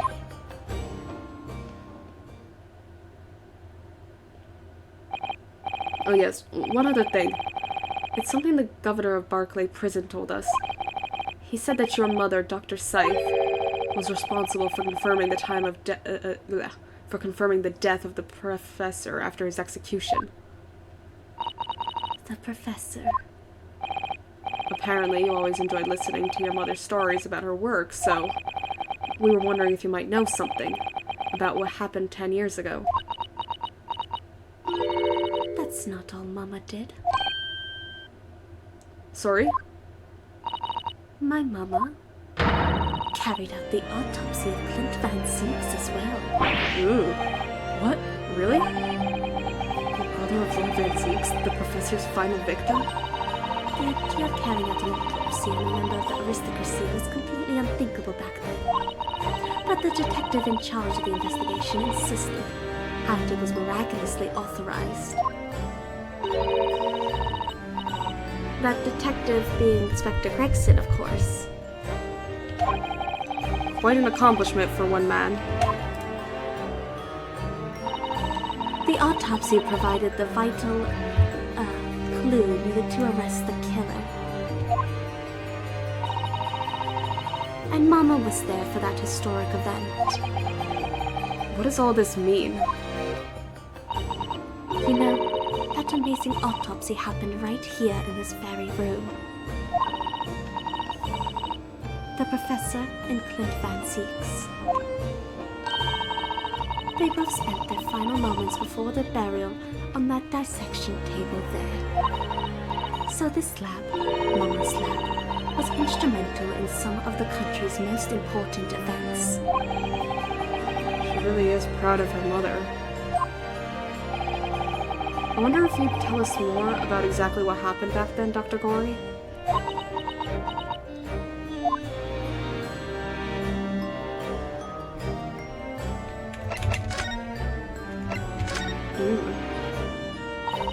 The professor's execution was Mama's first big case. She had to be in attendance at Barclay Prison's execution chamber and sign the certificate to confirm the convict's death. Mama is the best coroner in the world, you know. I was so proud of her. But the execution didn't actually take place. No, and worse still, Mama actually helped with the jailbreak. Oh. I didn't want to know. Oh dear. You found out recently, you mean? I believed in her, in Mama, but now I wonder if I'm starting down the same path as her. You mean because you omitted the time of death on this autopsy report? But that's because Lord Strongheart forbade you from including it. Just like Mama, I'm sure that she was coerced by somebody too.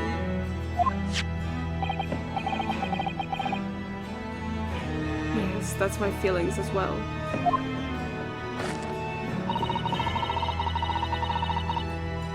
There's no doubt that there were powerful forces at play 10 years ago. The execution couldn't have been staged without a lot of people at the prison knowing about it. Obviously, the prison governor must have been in on it as well. The big man with the little handcuffs, according to what he told us. He was checked by the chief warder. He says he knew nothing about it. Of course he said that. I'd say the same thing. Just who was behind that jailbreak all those years ago? You mentioned the autopsy of Clint Van Zeeks.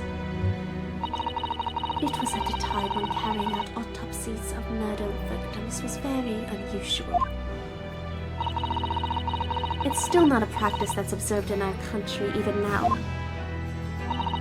It turned out that he was the professor's final victim, and when the autopsy was performed, Mama was present, although only as the secondary assistant. The person leading the procedure was called Dr. John H. Wilson. Oh! That's right, my daddy. And there was one other person present, the primary assistant.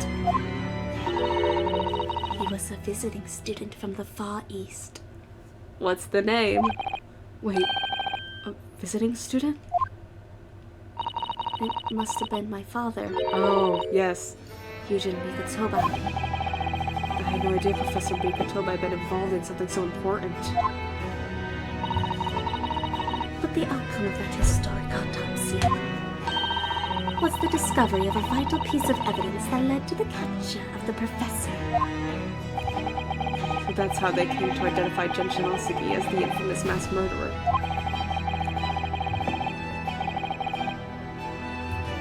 Do you happen to know anything about that piece of evidence?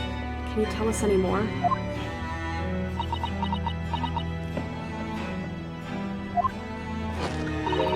Would you like to see the records for yourself? I'd love to. But would that be alright? What's the point of keeping records if people can't look at them?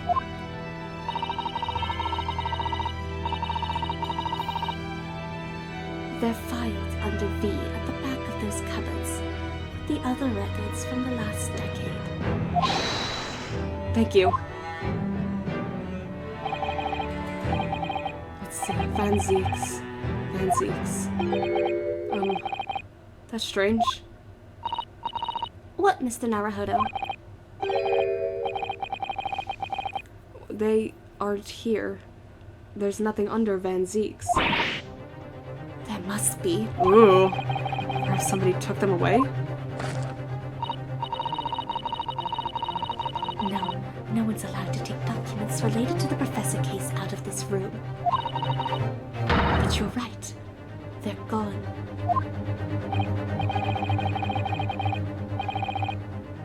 Well, when was the last time somebody looked at them?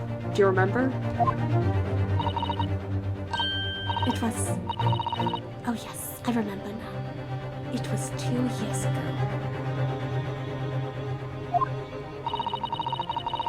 A consulting detective came one day, saying that he'd like to see the records. No, you don't mean... Herlock Sholmes was his name. Deep down, I knew that was coming. Oh. Do you think he stole the records? Oh no, surely not. Iris, that can't be right, can it?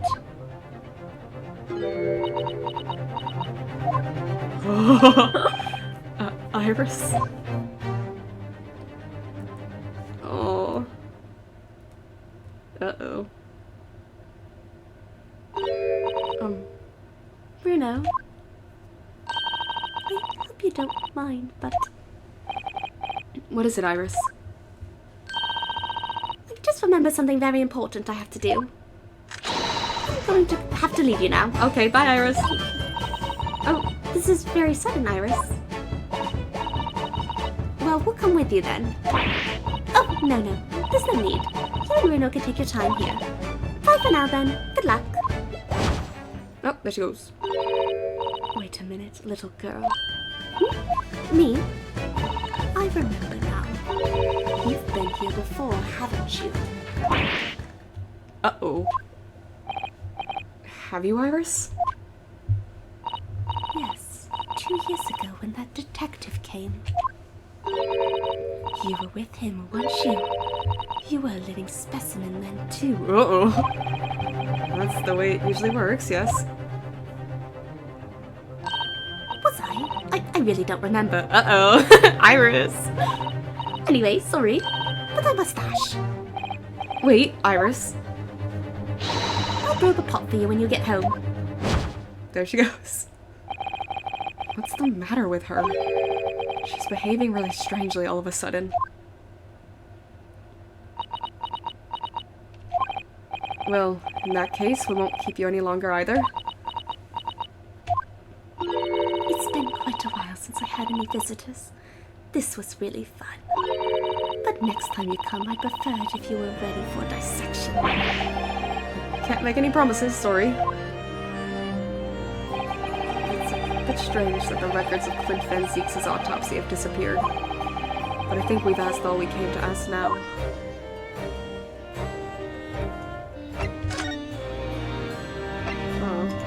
Where haven't we been? Fresno Street. Anything new here?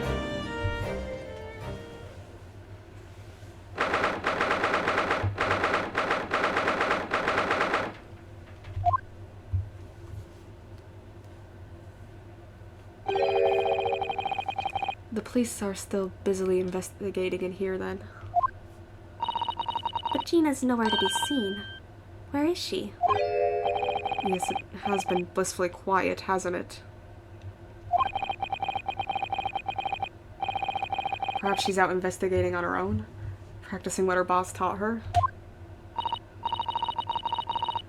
Well, I expect she'll be back before too long. Shall we wait? Actually, there's something different about this room since the last time we were here, isn't there? Yeah, I think so. Just one, little chest or something on the floor there. We could always use time to investigate more thoroughly.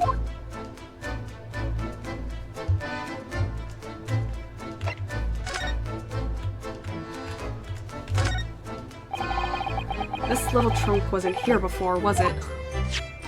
Oh, it appears to be made of metal. It must be very heavy. I wonder to whom it belongs. there are some initials on the outside. Look. TG. Oh, Tobias Gregson. Let's ask one of the policemen if they know how it came to be here. Gina? That sounds like Gina. Oi, what do you think you're doing? Yep. That's my trunk, that is. Hands off. Gina! Where were you hiding? I don't know. We'll leave something unattended for a few seconds, and every Tom, Dick, and Harry's got his greedy eyes on it. Just a wild guess, Gina, but... What? Spit it out, Otto. Is it fair to say that you've only owned that trunk since this morning's trial? What are you trying to say? Come on, this trunk goes with me everywhere. Always has. Where have you been the last year? Trying not to incur your wrath, mainly.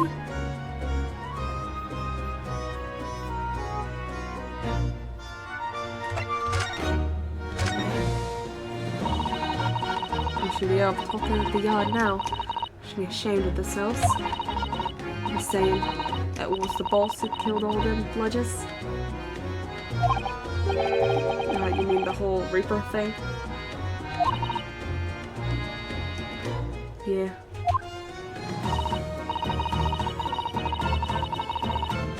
Apparently the boss was investigating stuff that no one else at the yard knew nothing about. Stuff to do with all the criminals were got off scot-free. Yes, the ones prosecuted by Lord Van Seeks who used bribery and corruption to evade conviction.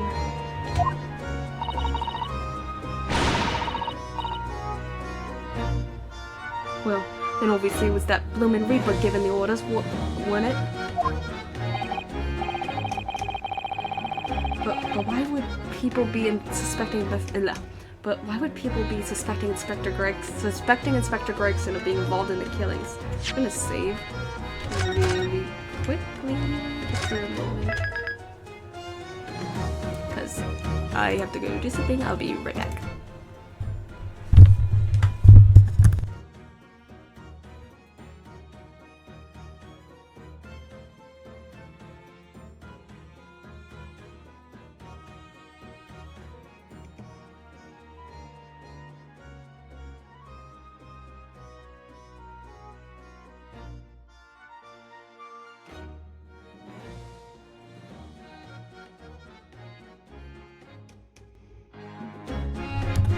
Okay, we're back. Sorry.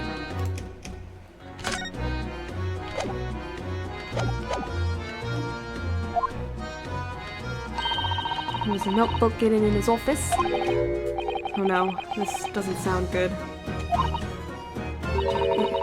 The details about the crimes that have been pegged as the Reaper's work. What? No. Did you see it, Gina? Did you see that notebook? Hey, what? Flaming let me, because I'm just an apprentice apparently. What, it was me who found it, and he was my boss? That's right. I was pretty miffed about it, so... I sneaked a peek at what it said anyway. Oh. That's our Gina.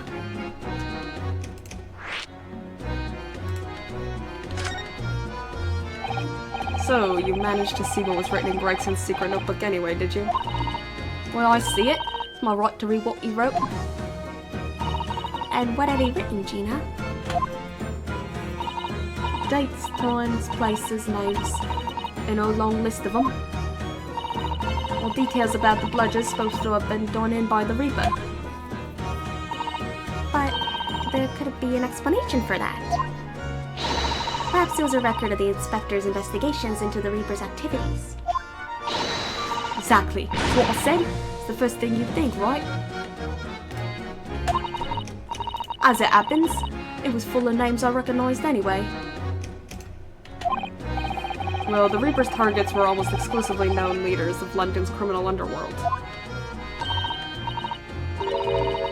Well, yeah, but there was one name right at the end that was a bit odd.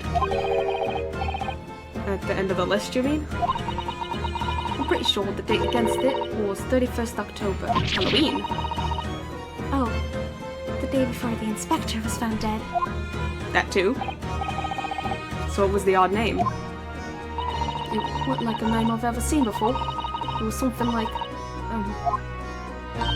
nah, it's no good. Can't remember it. I don't think it was an English name, put it that way. Was it Japanese? Oh dear, what a pity.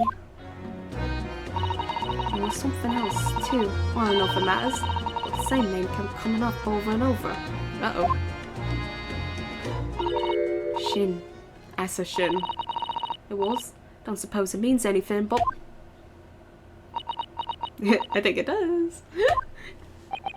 Did you say Shin?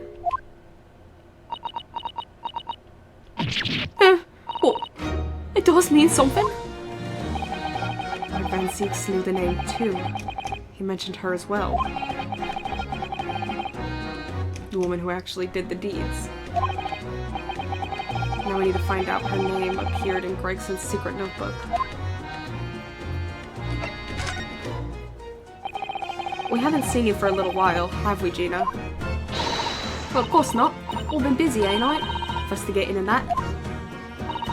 Lads at the yard are trying to trace the boss's movements the day before it happened. The day before that'd be the undercover investigation into the Red-Headed League, then. And the boss didn't go, did he? Found some code what was pretending to be him, didn't you, Odo?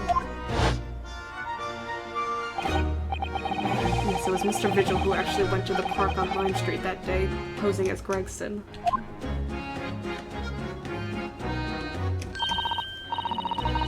Well, anyway, you aren't the only one who's turning stuff up. I've got my own ways of getting results. Uh-oh.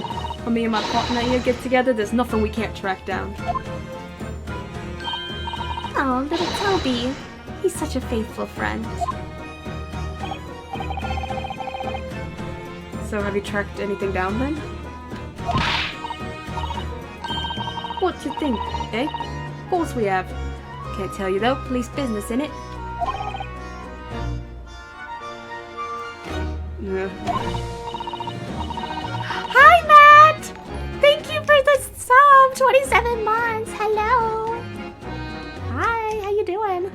Anyway, the point is, if you lot ever need any help, you know who to turn to, what? Me and El out here. Right. Because he looks so hellish, honest.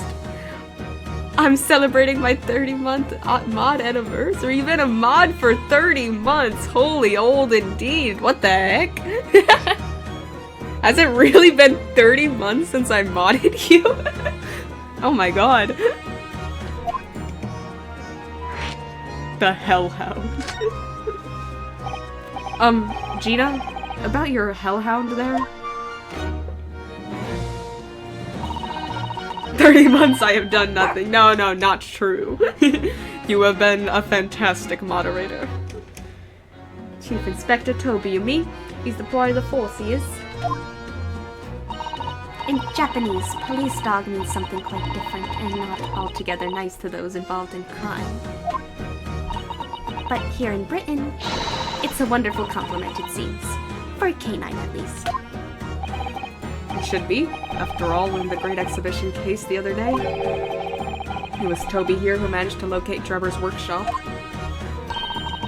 Maybe it's time for another demonstration of what this super dog can do, eh? Do we have something the Chief Inspector could catch the scent of, I wonder? Oh.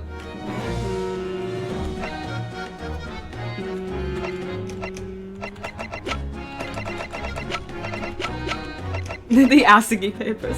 Where is his body?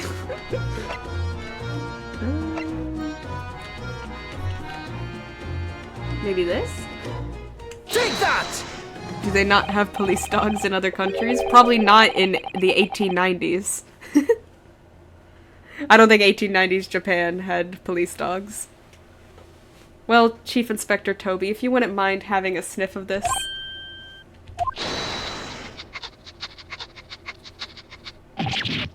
He might be a little too keen, don't you think? Uh-oh. I think dogs existed in the 1890s. No guarantees. I don't think they had them working with the police, is what I meant. Although, listen, I'm not sure about the existence of dogs in the 1890s. Pretty sure they came a little while after that. The chief inspector made short work of Gina there. Ah, look what he's gone to. Oh my. That trunk clearly still has a very strong scent. And I'm searching this. we must know the accuracy. Of Inspector Gregson. In other words, it must have belonged to him, Gina, you liar. Wow, 1899. So technically. Alright, it's a fair cop, I suppose. And you nearly got away with it, too. He always talks so proudly of Chief Inspector Toby's nose and what it can achieve. Did it not cross your mind that he might identify something that was right next to us? Yeah, that was a bit of a bloomer, wasn't it? That's enough now then, Gina. Huh. I think it's time you told us the truth about that trunk.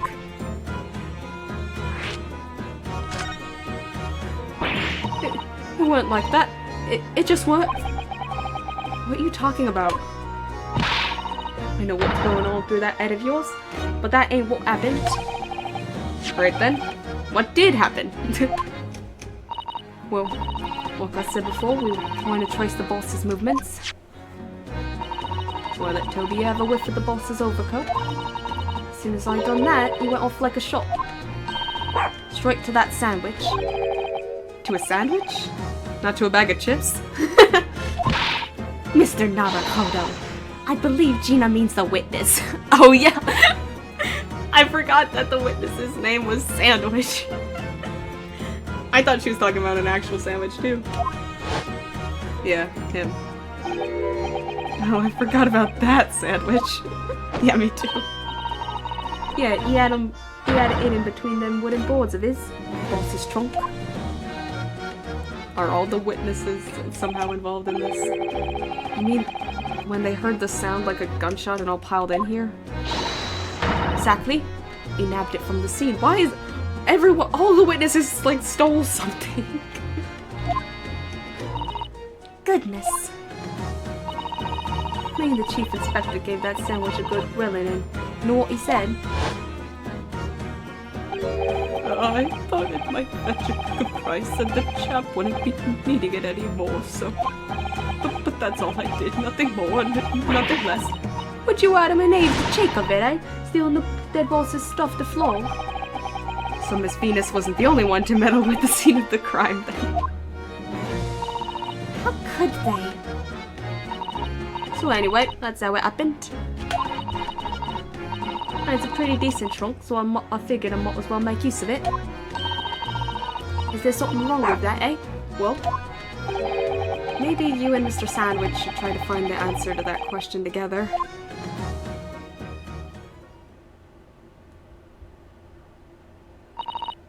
I think perhaps that trunk should be turned over to the police, don't you? What were you on about? I am the police. Fair. Gina, if you wouldn't mind, could we maybe examine it? Yeah, alright then. Do what you want with it. Thank you. We shall make a detailed record of our examination of the evidence. Inspector Gregson's metal traveling trunk that was removed from the scene but subsequently recovered by Gina.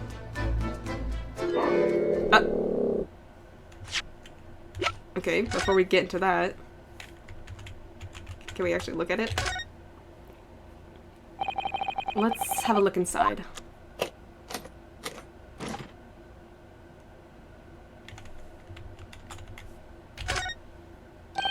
Look, there's something inside. Oh, let's see. It appears to be a passport Authorizing him to travel overseas. Sure. For Paris.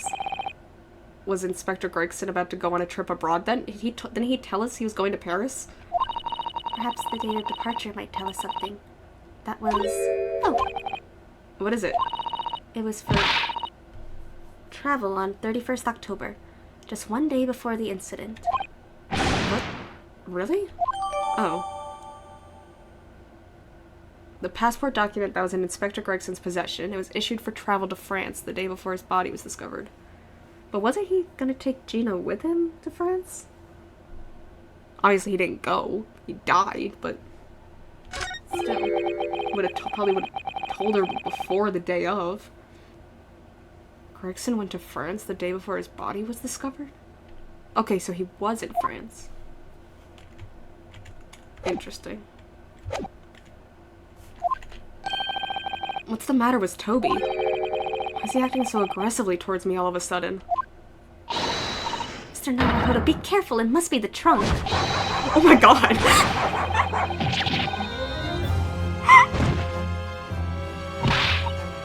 Toby, what are you doing?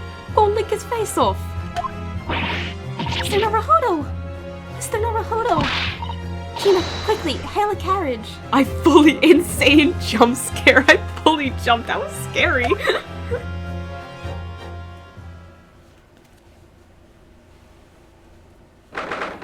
What the heck? 2nd November, 4:57 p.m. Naruhodo's legal consultancy. Oh, we just fully moved back. Okay.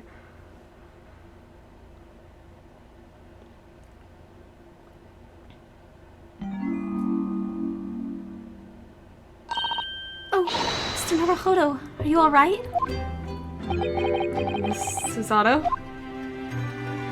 Oh, conscious again at last. A blessed relief, my dear fellow. After all, to drop dead after a moderate licking by a small terrier. Most unseemly. What is or isn't seemly is irrelevant here, Mr. Sholmes.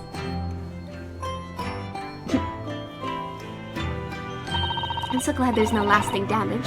How are you feeling? I'm fine, thank you. Did you bring me back here? What's this on my head? A bandage? Oh my god. Sadly, we had no ice. So that's a compress of sugar water. Oh, okay, cool. Sugar water? Don't worry, Mr. Naruhodo. It's a first aid treatment that my father taught me. Oh, thank you. So let us take tea when you're feeling up to it. But of course, no sugar in the patient's cup.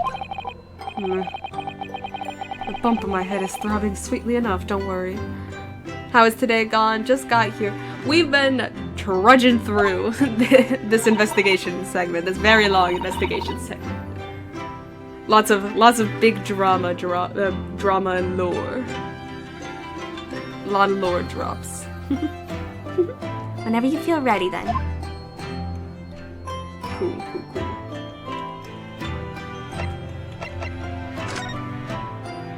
How's it going, buddy? That's the best part, though. It is the best part. Thank you for your concern, Mr. Sholmes. Since I know it's happened, can I get a quick summary of what you've learned? Something with Gregson somehow being involved with the Reaper. Somehow, probably. Although I'm not sure if I believe that. Genshin Asagi. Had a lot going on with him. We met Dr. Gory. She's lovely. Not scary at all. And... a lot. The Asagi papers, of course.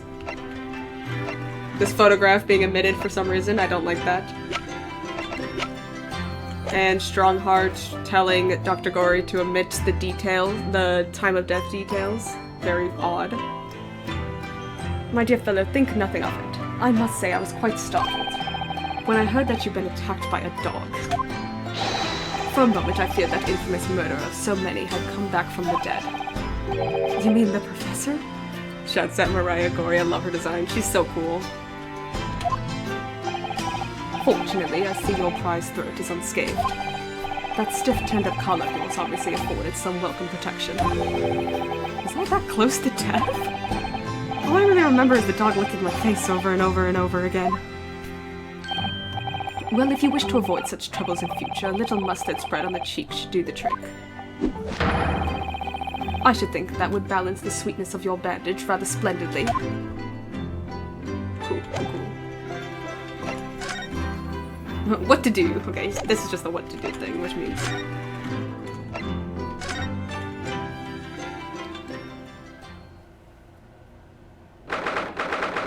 2nd November. Jones is sweet. Mit dem Schwarzbiergebot bodend wie ein Feuerberg. What is happening? Verbrannt, ach Hopfen deine Wut. Her mit dem Knacker ich befahl, hat wie ein Diamant. What on earth is going on here? Am I having a bad dream? Is that Professor Mikatoba? What is happening? No, it's an old German folk song. Rather a fine rendition, I think.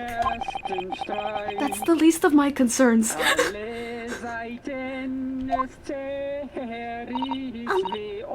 Iris? Why is she... Okay, why is she crying? Why is there German folk songs? Why is it... Looks like Professor Mikatoba with Kazuma's mask. Probably passed out on the couch? What is happening? Iris? What's the matter?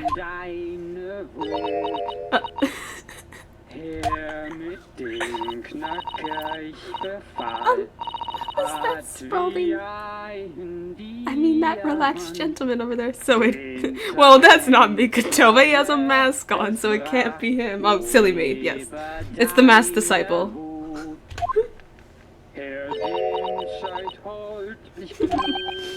Iris, she even listening? Excuse me, sir. I do apologize for troubling you whilst you're singing so merrily, but would you be kind enough to explain the situation? Well, that worked. A crooning gentleman and a mute young girl. Yeah, he is also wondering where he went. A rather tantalizing juxtaposition. And one that appears to have incited the gods of deduction within me to find their voices too. Mr. Sholmes, do you mean... Oh, don't. Don't tell us we're gonna do a dance of the... The strains of reasoning within me are playing now as a delightful duet. One melody sings of a reunion full of nostalgia. Whilst the other is a morose theme about the great secret you're trying so desperately to conceal, Iris. He must be worried about Van Zieks. He is his mentor, yes, of course. She's turned as white as a sheet. So as usual, you've instantly seen to the very heart of the matter. And by the time my own brief performance is over, I feel sure this gentleman's song will reach its finale. So then, to Music Land, where all is sweetness and delicacy and harmony. Pray do enjoy Herlock Sholmes' latest logic and reasoning spectacular. Oh, as I always do.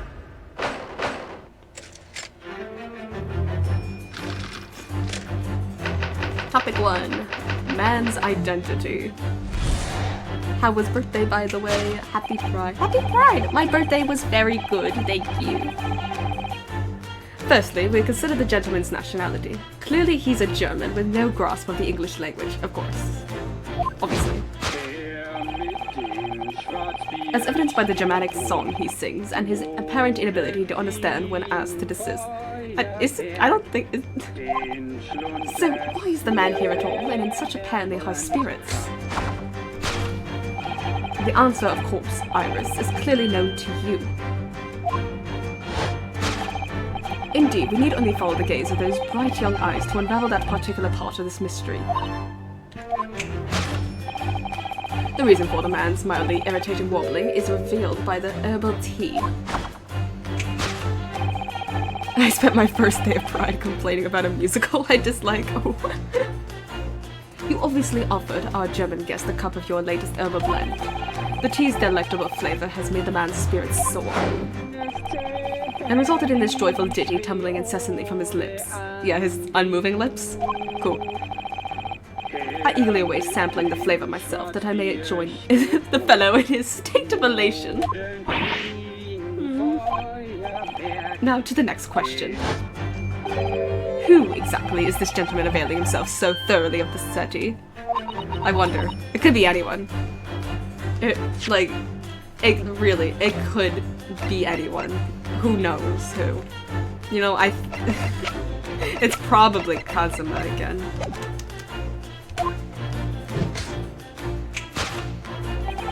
As it happens, a number of years ago now, a certain gentleman of German origin engaged my services in solving a particularly delicate case. He required the retrieval of letters once sent to an acquaintance that might have proved problematic. It's Gregson back from the dead! In order to conceal his noble identity, he also arrived at my office in a mask. The gentleman's name was Wilhelm Gostreich Sigismund von Ornstein, the King of Germany. Not the King of Germany! If my memory serves, the mask worn by this gentleman is identical. Is it now? Yes, there can be no more question. That mask belongs to the King of Germany. No? It would appear that His Majesty remembers the fine service I afforded him, and has decided to show his face again, mask and all, in order to express his gratitude. A well-mannered monarch indeed. Wouldn't you agree, my dear fellow? Oh, I agree. So the identity of this masked visitor is in fact my former client, the King of Germany. Indeed, his son is currently in London as well, enjoying the wonders of the Great Exhibition. Yes, I was gonna say, I thought that name sounded familiar.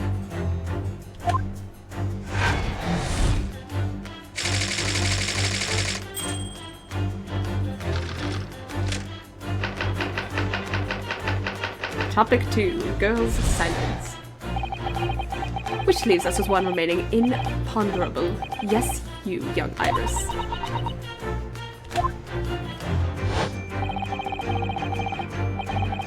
But your apparently inexplicable silence is unable to hide the truth. Yes, the reason for your muteness is concealed inside that knapsack. Main issue, why is the King of Germany dead on the couch? No, he's not dead, he's singing folk songs. Obviously. A £5 note, I believe. I must say, as your compatriot, I'm deeply saddened. He's after one tea. He's elated. It would appear that you've allowed yourself to be bribed into silence by His Royal Highness. But yeah, someone reminded me of why I dislike deer heads. Fair enough. Earning yourself some spending money in exchange for keeping quiet about the king's secret. And now the final piece of the puzzle. He's not dead, he's just resting. What is this secret you strive to hide with your silence, Iris? Ah yes, we need only follow that brief involuntary twitch of your eyes to find the answer. You were attempting to abscond with that coffee cup. My favorite coffee cup, in fact. Or should I say the handle of my favorite coffee cup? It appears that His High-Spirited Highness broke it in the midst of his hijinks. His hijinks, nice. Oh, I dropped my...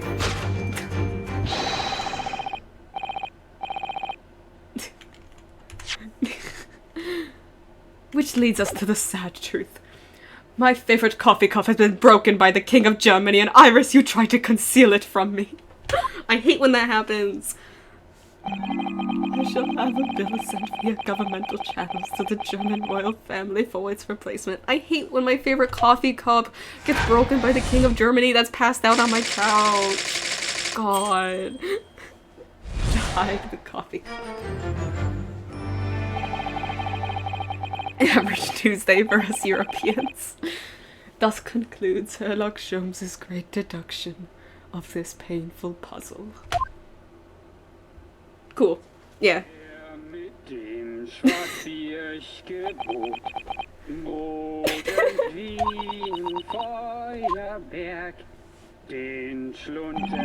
With your silence as well, the fellow's jovial warbling rather rings in the ears, does it not? Mr. Sholmes, I must say something does rather trouble me. Pray, Mrs. Otto, do tell. His Royal Highness doesn't appear to have moved a muscle since we arrived. Ah. And you haven't said a word. And you haven't said a word either, Iris. If Mr. Sholmes has it alright, you might as well own up to it now. What? Mr. Sholmes is not right? Who could have foreseen? Your reasoning isn't entirely without substance, I must admit. And one other thing, Mr. Sholmes. Yet another grievance, Mr. Naruhodo. Surely not. Well, I actually read the story of that case recently. The one you were just describing. And according to that, at least, it wasn't the King of Germany. It was the King of Bohemia. Goodness, was it? Yes, that's quite true. Master Gotz, the prince, testified to that in court. In his words, I have come to see the great exhibition all the way from my home in Bohemia.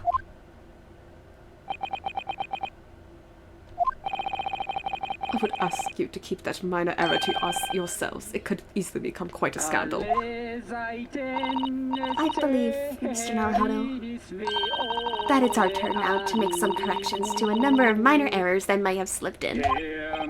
Yes, even Mr. Sholmes is willing to admit he might be slightly wide of the mark this time. Although it's clear that Iris is definitely hiding something. We need to find out the truth behind this mysterious scene. But one truth is incontrovertible. My favorite coffee cup is no more. So, shall we embark again? On a joint presentation of Herr Sholmes' logic and reasoning spectacular. Oh, I'd love to. I'd love nothing more, actually.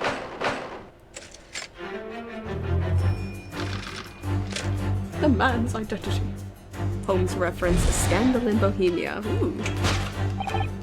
Firstly, we consider the gentleman's nationality. Clearly he's a German and no grasp of the English language. As evidenced by the Germanic song he sings, is an apparent inability to understand when asked to desist. So why is the man here at all, and in such apparently high spirits? La la la la. The answer, of course, Iris, is clearly known to you. Which way did she look? Is it towards the gramophone? Indeed, we need only follow the gaze of those bright young eyes to unravel that particular part of this mystery. The reason for the man's mildly irritating warbling is revealed by the herbal tea. Yep. So what? It's some mix of herbs that gives you the urge to sing? Goodness, I should like to try some. And I'd like to hear your singing, but this man... Just how long does he intend to keep up with that tune, do you suppose? As I said, he's been stock still the entire time, and if you look closely, his lips aren't moving either. Okay. It's definitely the gramophone that's directly behind him, right? It sounds like a gramophone. So I'm not sure what's actually responsible for the spirited singing, but I suspect the answer lies at the end of Iris's gaze. Okay.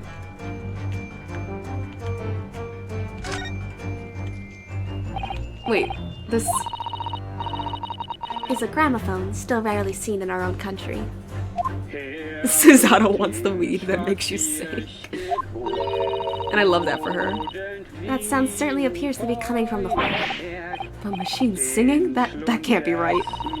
Science and technology are changing the world rapidly, Mr. Naruhodo. What's right is changing too. Ugh, it's too much for my brain. Well, at least we found our answer. Take that!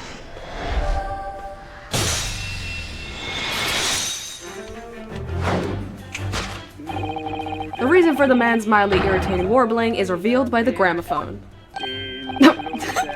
Nice. That's a good shot of him.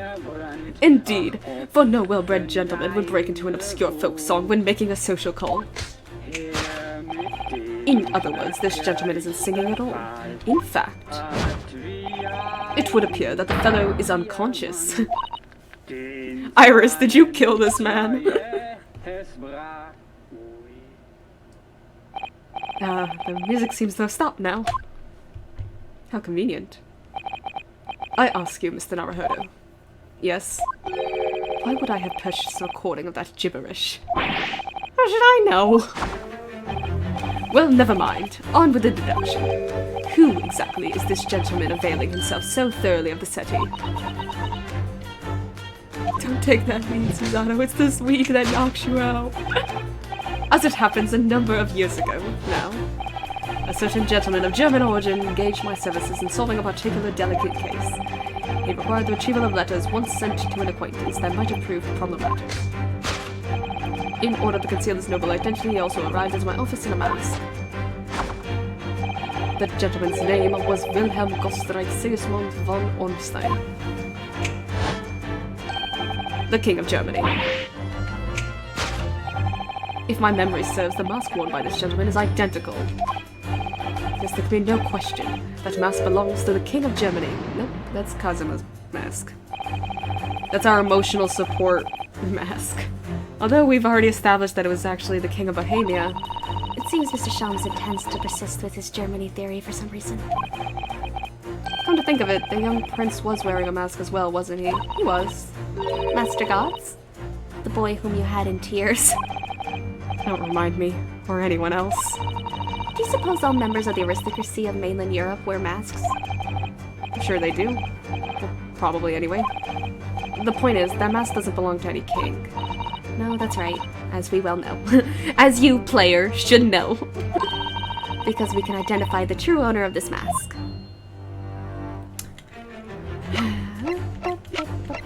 Kazuma Asugi.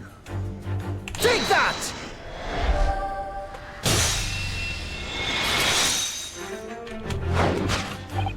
Yes, there can be no question. That mask belongs to Kazuma Asugi. In other words, my memory is sublimely unreliable.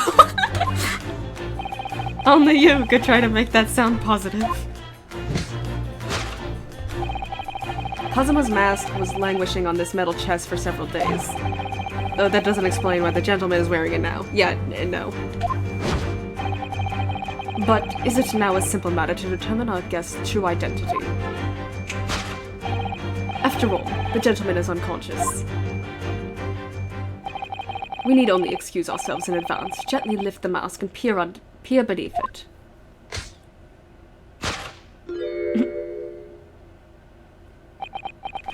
Gasp! Face reveal! I don't believe it. You couldn't tell from the mustache?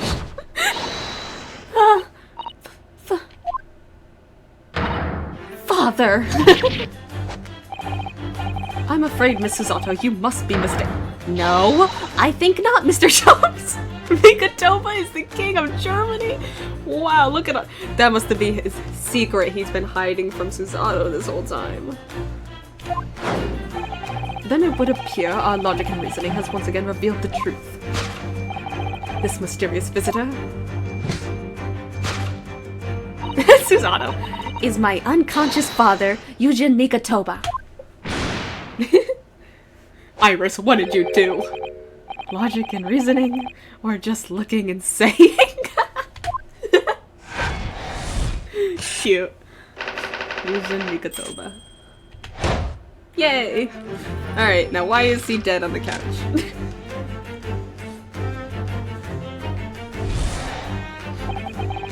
Which leaves us with one remaining imponderable.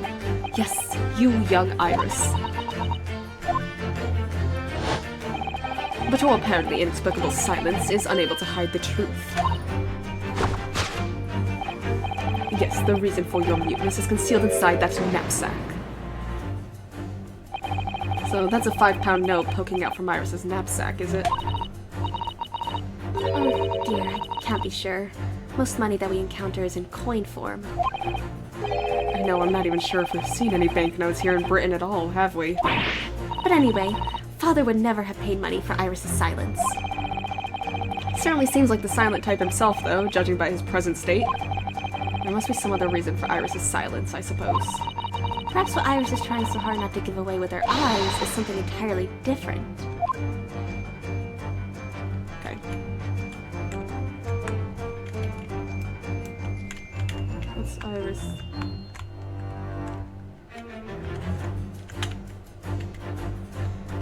The chest? This metal chest? This metal chest, it contains important documents, doesn't it? Yes, details of all the cases Mr. Sholmes has worked on over the years. Written up by Iris's father, if I'm remembering correctly. Iris insists that the chest is kept locked at all times, She's never once shown me inside. Well, its contents are invaluable to her, I suppose, and entirely irreplaceable. But look at it now. The catch is unlocked for once. Oh. Oh, so it is. That's hard to ignore. Very. I've never seen that chest unlocked before, and all the time we've been staying here at Baker Street. Hmm.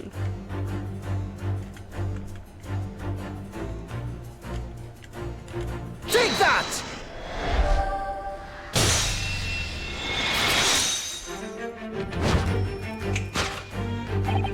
Yes, the reason for your muteness is concealed inside that metal chest. An excellent observation, for upon closer inspection, there is something different about the chest's appearance. It's kept locked at all times, yet now the catch is open. Evidently, this has something to do with your refusal to speak, Iris. But it's a simple enough matter to incite you to speak, I'm sure. I merely need to open this chest.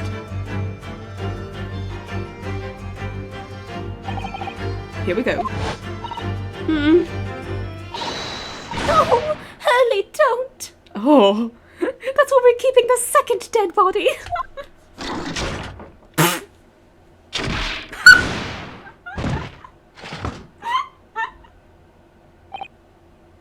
Mr. Shelves! Mr. Shelves, Hurley!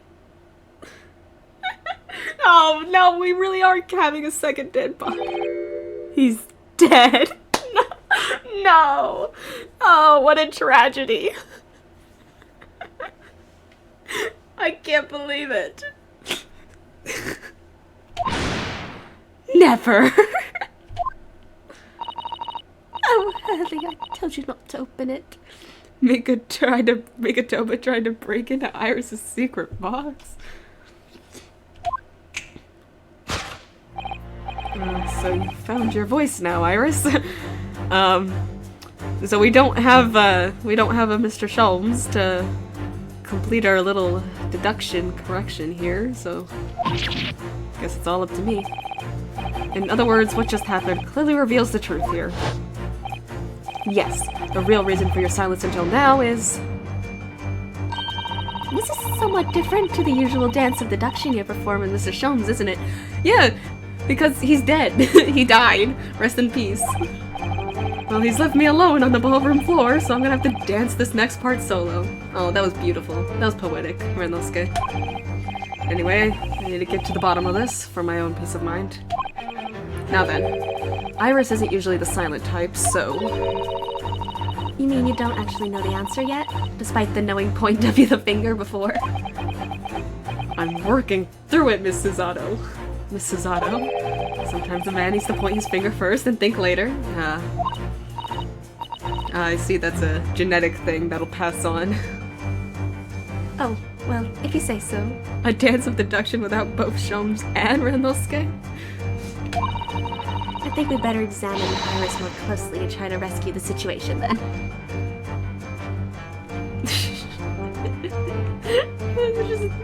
They're just dead. Okay. Oh, she's got a key. Take that!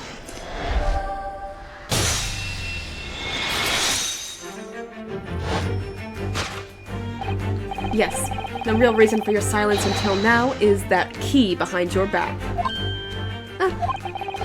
When Mr. Sholmes was thrown into the air before...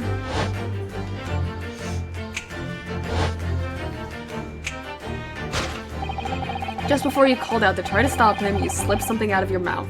Oh my god, it was in her mouth. That something is the key now in your hands. That's why she was quiet. No doubt the key to the chest. You're so clever, Bruno. So now it becomes clear, thanks to Mr. Sholmes' graphic demonstration, we can well imagine what happened here. Professor Mikatoba also opened that metal chest, only to be punched into the air. What was he doing here, though? And land sprawled on the settee. But wait, that doesn't explain all the facts. What about the stylish scarf and the cup of tea, and above all, Why would he be wearing Kazuma-sama's mask? Well, for those curious details, I can think of only one explanation. Happy Pride, Sholmes and Mikoto. Happy Pride. Clearly an unbelievable miracle took place in this room. Isn't that right, Iris? Consider how the room was arranged before this whole painful experience took place.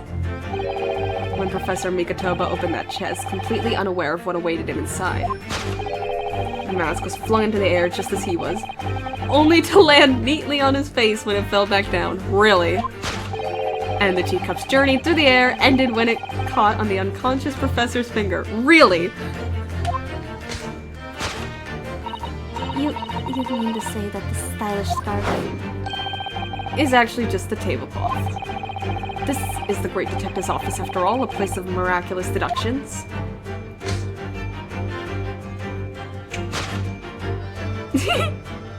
Aw, cuties! Would you expect anything less? Now we play as Susato and course correct Renosuke.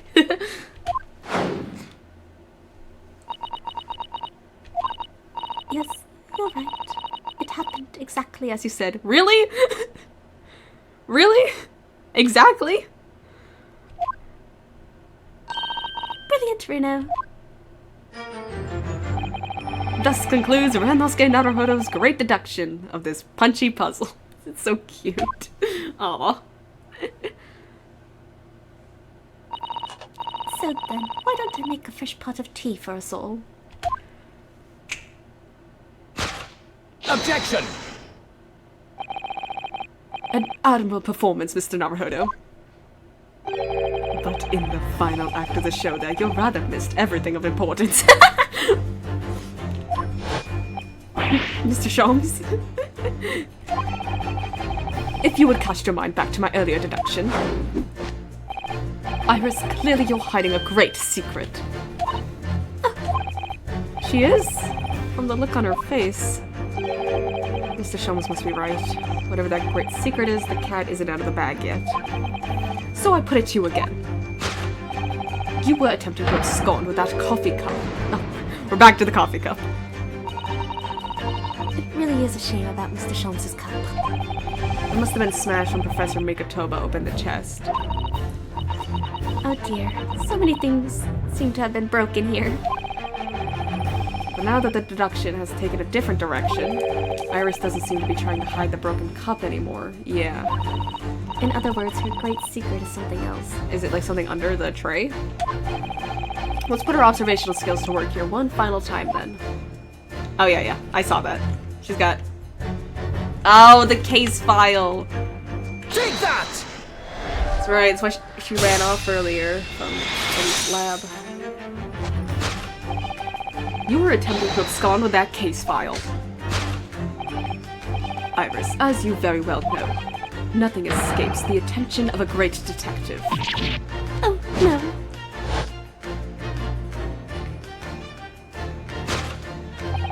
We visited Scotland Yard's autopsy laboratory earlier today, and Dr. Gorey informed us that the autopsy report of Clint Van Zeeks had gone missing. Clint Van Zeeks. Yes, I do seem to recall. That some years ago I asked to see the report in question. You were with me, weren't you, Iris?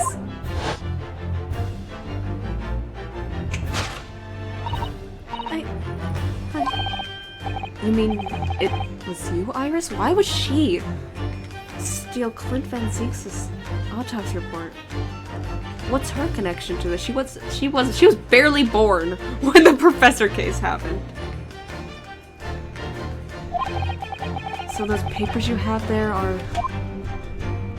I'm sorry. Oh. Forgive me! Iris, what happened? To hide the case file. Deduction complete. Elementary.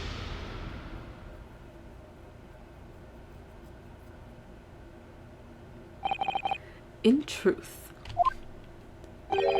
I would like to have thought I could have predicted the booby-trapped chest. I like that Sholmes let Naruhodo take the lead for once there. But it caught me completely off guard. I was very nearly the late consulting detective Herlock Sholmes. I'm sorry, Hurley. So you mean this autopsy report really is... Yes, I took it from the lab, even though I knew it was very important. Was there something in it that troubled you, Iris? Not exactly something that troubled me. Something I'd been looking for. When I saw this report, when I saw the writing in it, I knew it was Daddy's. What? The writing? Oh, yeah. Your father's writing? What do you really mean? Iris? It must be something that's hard for her to talk about. Forgive me for interrupting, my dear fellows. Mr. Sholmes, what is it? I feel as though the poor unconscious gentleman on the settee has been somewhat forgotten. How come you woke up before him? The father! Perhaps we should find our guest somewhere more peaceful to rest. Mr. Naruhodo. Yes? Would you be so kind as to lend him your bed? We must do our very best to make him comfortable, I feel. Oh, yes, of course. I'll help you carry him up. So will I. No, I can manage alone, thank you. You have tea to enjoy. We wouldn't want Iris's brew to stew. Because there's no better way to make the professor comfortable than dragging him upstairs like a trunk. I wonder, perhaps that was deliberate? Maybe Mr. Sholmes is making himself scarce to give Iris the chance to talk more freely? We must use this opportunity to talk with Iris. And find out what's going on. Oh, he was pulling the strategy that Susanoo pulled earlier. Oops. No, move. Your daddy.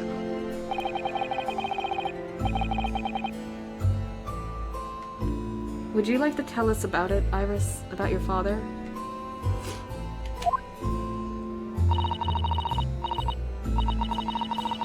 I'm sure I told you before, didn't I? That Daddy used to be Hurley's partner.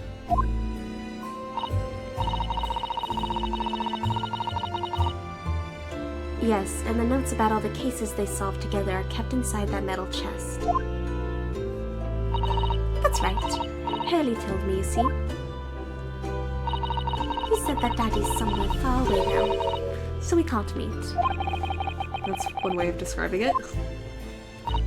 Then, when I secretly unlocked the chest and read through the papers inside, I started to build up a picture in my head of what Daddy must be like.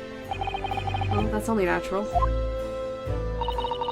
You're just like any other girl of your age. I read that Daddy was a professor of medical science, so I studied and took my degree too. Well, that's only natural, I suppose. In that respect, you're not quite like any other girl of your age, though. Yeah. But there was one thing that I could never find out. Daddy's name. Ah. His name wasn't anywhere on any of the notes that he'd made about his work with Hurley. But then one day... That's what happened, is it? When you saw this autopsy report, you finally managed to work it out? Is that right? Yes. So it was the handwriting in the report that caught her eye. When I saw that writing in the report, I could hardly believe it. I know that handwriting. I thought to myself. Because it was the same as the writing you'd seen on your father's case notes? Exactly. I was desperate to compare the two properly. I needed to see them side by side. I asked the doctor in the laboratory, but I was told I couldn't take the report away. So we know... And even worse, I was told that was the first and last time we'd be allowed to even look at it there. So you decided to steal it.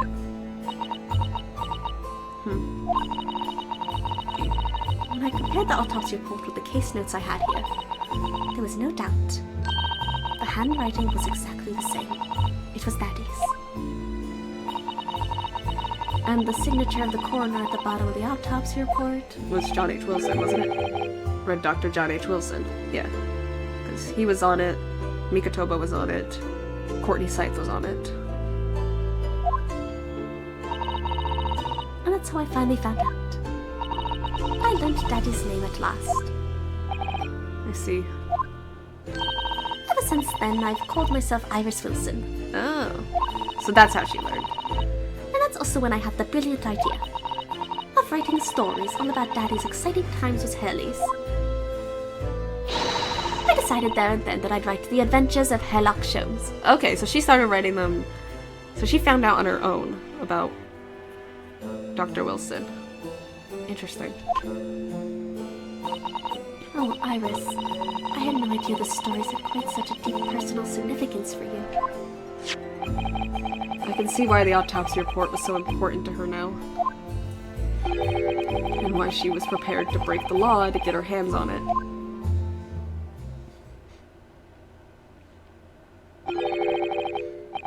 I must apologize, Iris Herlock. Yeah. This is really all my fault. Hurley? I made a promise, you see, that until the time was right, I'd keep the details about your father a secret. I know. I've been very naughty. I'll take the autopsy report back to Dr. Gorey and apologize, I promise. Yes, we'll go together, I think. Then, let me look after it for you until we get there. Clint's autopsy report. The autopsy report of the final victim of the infamous professor. The report is authored by Dr. John H. Wilson. Can I read it? Autopsy report. Coroner John H. Wilson. Victim name Clint Van Zeeks, male. Age 33, nationality British. Time of death 31st May between 9 p.m. and midnight. Observations. Death from a single stab wound to the heart. Other superficial external wounds indicative of a duel. Additional notes. Recent scarlet ink stains visible on the little and ring fingers of the right hand, but no document and corresponding ink was found. Autopsy findings. Vital evidence recovered from the victim's stomach during autopsy. Credit to Inspector Gregson for petitioning so doggedly for the autopsy procedure. No internal trauma noted anywhere in the body. John H. Wilson.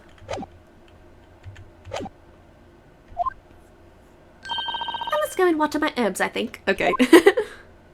I'll see you all later. Poor Iris. She must be feeling awful. I know Mr. Sholmes is here for her, but still. Ah.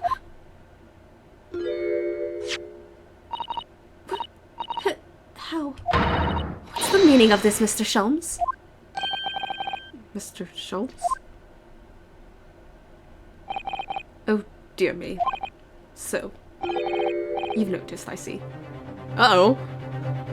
Uh-oh! Notice what? But that would mean... What on earth's the matter, Mrs. Otto? You've turned as white as a sheet. It's this autopsy report, Mr. Namahodo. The one from 10 years ago? Yeah, just read it. The writing isn't Dr. Wilson's at all. Uh-oh. Uh-oh. Huh? What do you mean? How could you possibly know that? Because I know this writing very well. This writing is my father's. Oh my god. What? Professor Mikatoba's? Indeed, it's true. And now you know, my dear fellas. Oh my god. No, I don't know anything. What on earth does all this mean, Mr. Sholmes? Because the idea that's slowly forming in my mind, it's just too extraordinary to believe. Please, you have to explain. That's why Mikatoba was here, meeting up with an old friend. What? So, this autopsy report was actually penned by Professor Mikatoba then? But that makes no sense. It's not possible, surely? Not possible, my dear fellow. Pray, take a deep breath and think again. Yes, you're right. In some ways, it actually makes a great deal of sense. It does? 10 years ago is when Father returned to Japan after his extended study tour in Britain. And prior to his return, where was Dr. Mikatoba engaged? Yeah, the forensics. And of course, he was an assistant in Dr. Wilson's laboratory learning about forensic science. And we knew he was there. Dr. Gorey said he was there. And as an assistant, he would have aided with the dissection work, making detailed notes, which would be assembled into the full autopsy report. Once the work was complete, the head coroner would check the contents and put his signature on the document. In other words, the only writing of Dr. Wilson's in the report would be his signature at the end. I see. So Iris got the wrong end of the stick, you mean? She saw that and assumed the whole report had been written by Dr. John H. Wilson. Which is very understandable, of course. What a complicated situation. It's signed by Dr. John H. Wilson, who carried out the procedure, though Professor Mikatoba actually penned the report.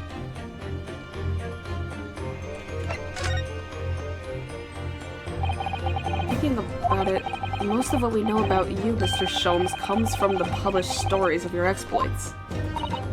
Yes, The Adventures of Herlock Sholmes, written by Iris. And we really have no way of knowing what's fact and what's fiction.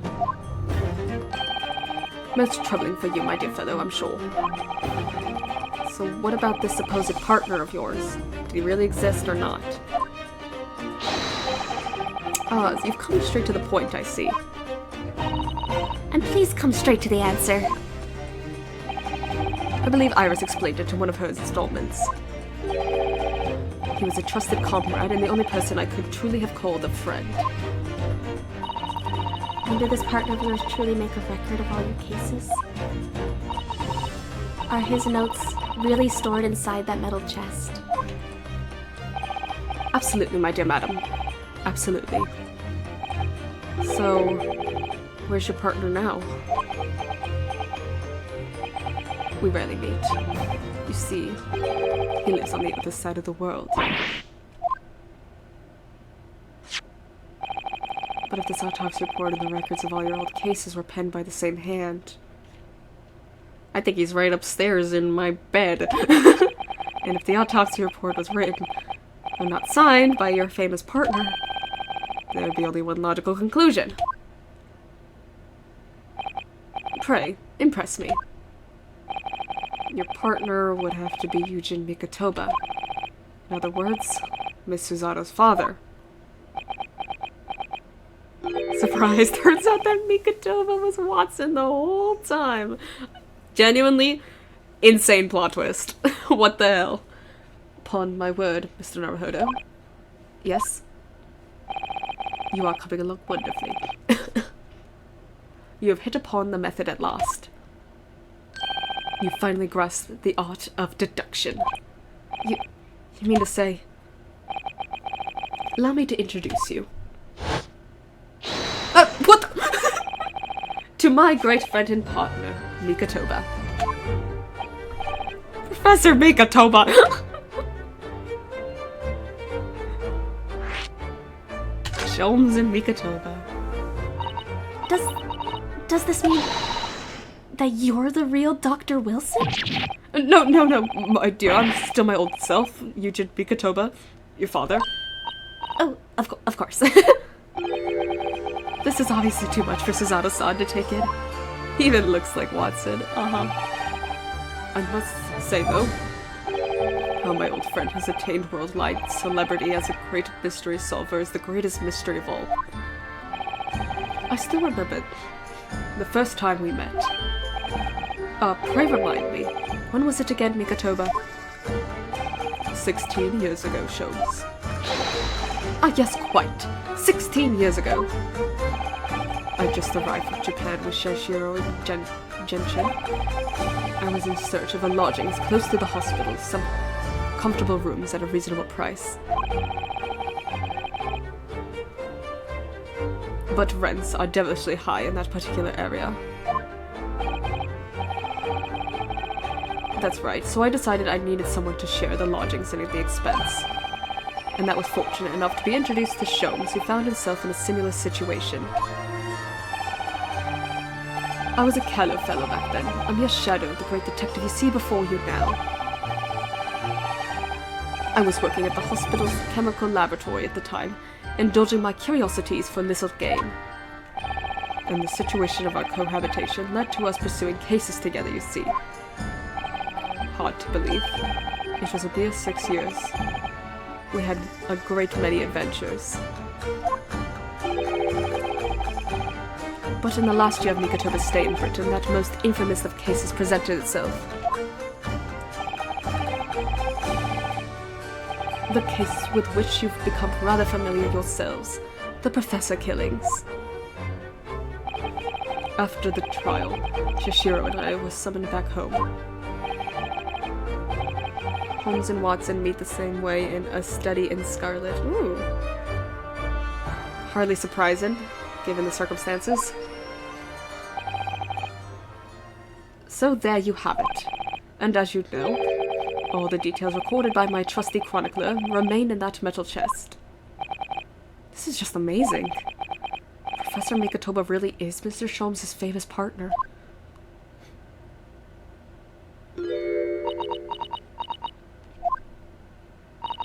Father? Goodness, my dear, what a cutting look. As your daughter, I'm very proud to learn that you were the great detective's great partner. But nevertheless, there's another mystery that I really must ask you to explain now. Cool. I was wondering when it was going to be brought up, yeah. And that is... You know very well what it is. The unresolved matter of Iris's father. Thank you. I didn't want to say anything, but... of course, I'd almost forgotten about that one.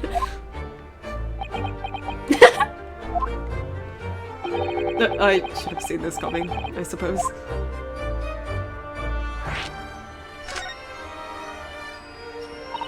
Iris told us that all the notes about the great detective's adventures that are in that metal chest were written by her father. Isn't that correct, Mr. Sholmes? That is indeed what I told young Iris. Wording. But if you're Mr. Sholmes' partner, father, and you wrote all those case notes, then Iris's father must be you.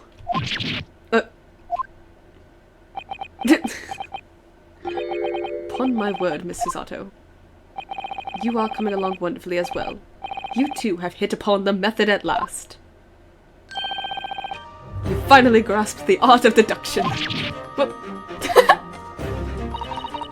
What you've always told me, Father, is that my mother died when I was born 16 years ago, and you left me in grandmother's care whilst you embarked on your study tour of Britain. And I've always accepted that. But all this about Iris... Sholmes is doing these too well. Ooh, there it is, Susato-san's ice-cold stare. No, hold on a minute. It was very complicated. I mean, it's really not what you think. Then perhaps you'd like to explain what it is. Uh-oh. Watch out, Mikotoba. She's gonna throw you to the floor. There it is. Now the eyes go from ice-cold to red-hot, just before she... No, really, you've got the wrong end of the stick. Sholmes, say something, man. Oh, he put his clothes on. That's quite enough, my fiery fellows. Mr. Sholmes? When did he get all dressed up? Also, I don't like to interrupt this exciting exploration of the past. Mikotoba and I have urgent matter that requires a short excursion. Brother. Brother, you can't just leave it like that. But it's very late, Mr. Sholmes. Where must you go? Why, my dear madam, is that not obvious? My partner and I must pursue our natural enemies. So, get your coat, Mikotoba. The game is afoot. But Sholmes, I really must give Susato a full explanation, I think. Later, my dear fellow, later. Our carriage awaits downstairs already. You haven't changed one iota, have you? I mean, really, I visit our home after 10. Oh, our home. Oh, happy Pride. I love these two together. And I open that chest in a fit of nostalgia. I quite inexplicably pass out. Partners, the game's afoot. And as if that wasn't enough, when I eventually regain consciousness, I'm plunged straight into all this. Father, please go with Mr. Sholmes now.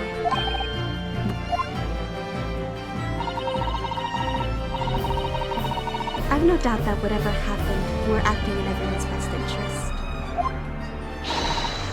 I trust you completely. Susato.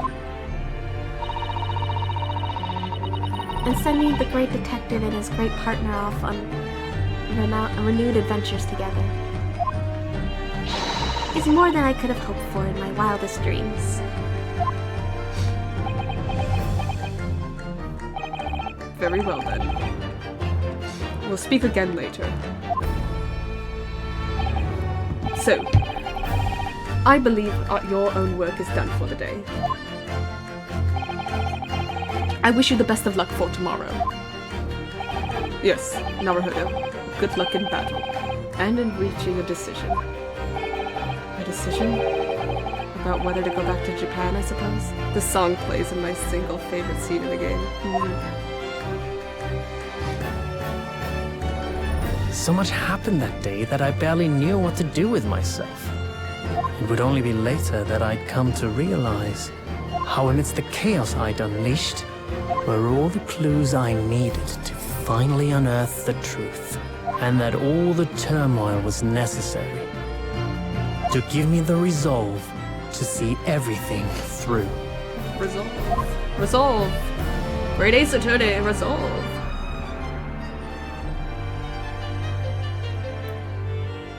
And? What? What do you mean end? What do you mean completion of episode 4? What do you mean?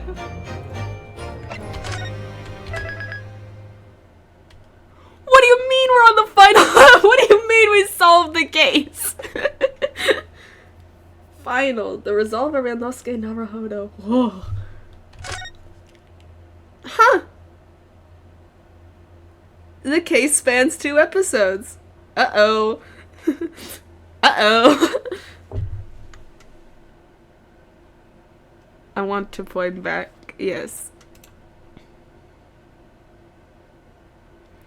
I said that this was my favorite trial in the game. I see. I did not say my favorite episode. Touché. Well. What was... I suppose with that,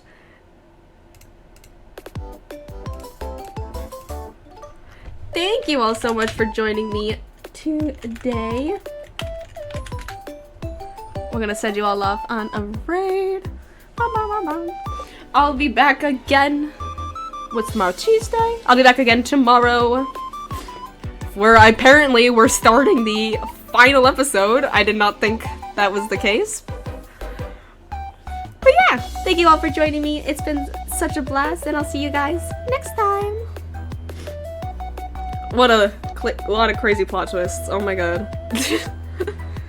Send you off in 5, 4, 3, 2, 1. Bye-bye. Bye.